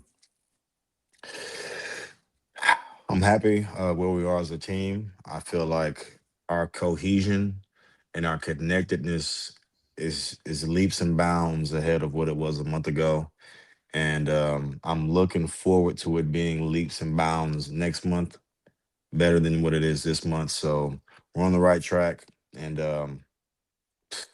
I'm just pleased where we are as a team, as a unit, as a collective. Brad.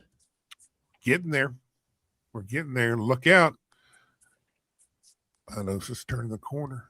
Hopefully, knock on wood. I'm telling you right now, Milos gets back to playing exactly like he was last year. It's over. You said it's over.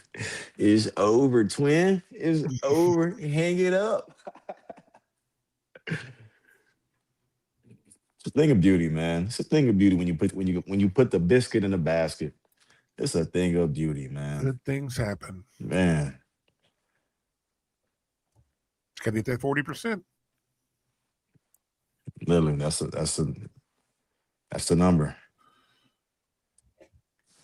George, where were you? You were supposed to be there on Friday. Give him a pass. I had a comment that I wanted to look at. Jamie says Ryan Smith makes BYU a top job, owner of the Jazz, 35 years old, alum, and willing to pay for whatever they want. That helps. Sugar Daddy helps. Didn't Arizona have budget problems, which is why they got an early cut of the Big 12 revenue? They did have budget problems. They were something like $200 million missing or over budget, and they got a president fired, and then it was Arizona. That hit home. That hit one of my friends. So, true. Yeah. So, well, it was all that funny money out in the Pac-12. 200 yeah, million? that 200. I think it was 203 million is the number I remember. It's a few hundred million between friends. Yeah, and most likely it was an accounting thing where you count it one way and I count it one way, but there was some sort of money issue. I truly enjoy the commentary of this platform. Thank you. We appreciate that. Ball nowhere. Ball nowhere for sure. There's not a more unlikable coaching duo in the country between Grant and Joey, Texas Tech, Grant McCaslin, Joey McGuire. I don't have a problem with Joey McGuire. I really don't. I really don't have much problem with McCaslin. McCaslin showed himself to be a little bitch. Well, I mean, here a couple weeks ago.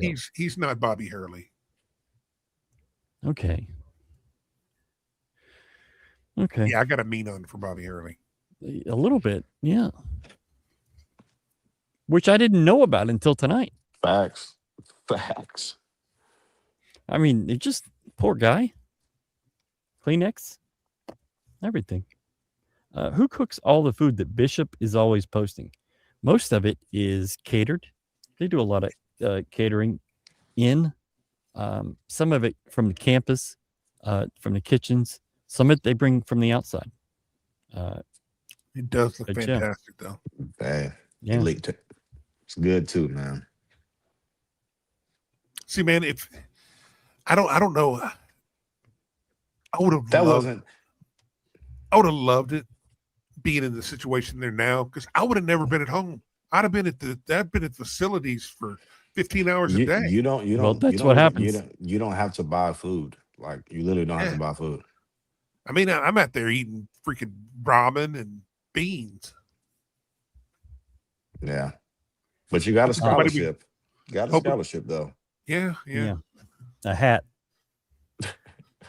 I got my sweet ass $200 a month stipend. Big money. That would have gone a long way back then. You'd have been actually fine. it did because the Texaco had blimpies, and I could get a foot-long blimpie for $6.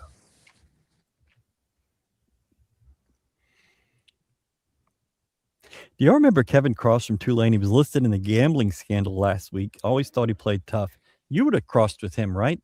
You'd have maybe been played against him. Me, no, but I remember clicking on that. That was like a trolling profile. That wasn't him for real. Because I saw that same. I'm like, bro, him? Like, no way he was point shaving because you played too hard. Like, no. And I remember I went to it. It was like a troll. Okay. Like NBA Centel and NBA Central. Like, yeah, it was like you got Centel. Ryan, the Portillo's truck parked on Holman is probably gone. You miss him handing out free chocolate cake. Portillo's is it's a Chicago pizza house, and they've just come to Houston. And Portillo's, yeah. Hey, get that sacrilege down. I ain't cheating on Star Pizza. What are you talking about? Well, I'm telling you right now, I went there. I had this sacrilege. I had this cake in Chicago this summer. Not that great. Not that great. Not that great. That type of promo is accepted. Not that great. I just like somebody driving around in a van. Hey, free cake. You want to come? You want some of my cake? Come on in. Hey, yo. Oh, sacrilege. Talent's driving around in a van. yelling hot dogs and Italian beef with his buddy Diddy. Italian glizzies. He said with his buddy Diddy. Oh man, Ryan, you're sick. You're a sick man. Oh, maybe Portillo's is hot dogs. I forget. Chicago Street Fried. You're right. They don't have pizza. They have hot dogs or something. I want Star Pizza. Okay, I agree. Ball knower. Reverse happy hour right now. Go get you some Star Pizza. We have the week off. There's no midweek game. So we can Nice. chill. Galen will be in Lubbock. We got Galen a media pass, so he may get to have his own name on it instead of Elvin Hayes. I'm excited for you. Appreciate Brad that, will man. not be there. Moving up in the world. Moving up in the world. One substantial. They can get on the list. Is that what we're thinking? Get on the list, man. We got a restock coming soon. Youth sizes included. Tap What in, made you man. decide to do the youth sizes? Why did you not have them, and why do you have them now? Because I just felt like it, Ryan. Sometimes it's just That's that a good simple. reason. You Yeah. know, just felt like it. By the way, had Star Pizza before the game and leftovers for tomorrow. That Man. sounds pretty good. Star Pizza the next day is fantastic. Oh man, ball knower. The Roy Star Pizza works best when it's a non sequitur, which is almost always. Yes, Star Pizza. Get you some It's Star Pizza. always best when it's with a non sequitur. Actually, I am my. You know what? You're an asshole. All right, Brad is fired. We're gonna move on without him. I'm sure we can figure out a way. Thank y'all so much. Good crowd tonight. Man. Appreciate y'all hanging out with us for so long. go enjoy the rest of your Sunday. Laugh at the Bears. Don't worry, Texans will be back. There's always another year. Hey, I'm a Cowboys fan, so join the welcome to the club. You've been saying that for some years. He'll be saying that for a long Get them next year. I'm just so sick of him.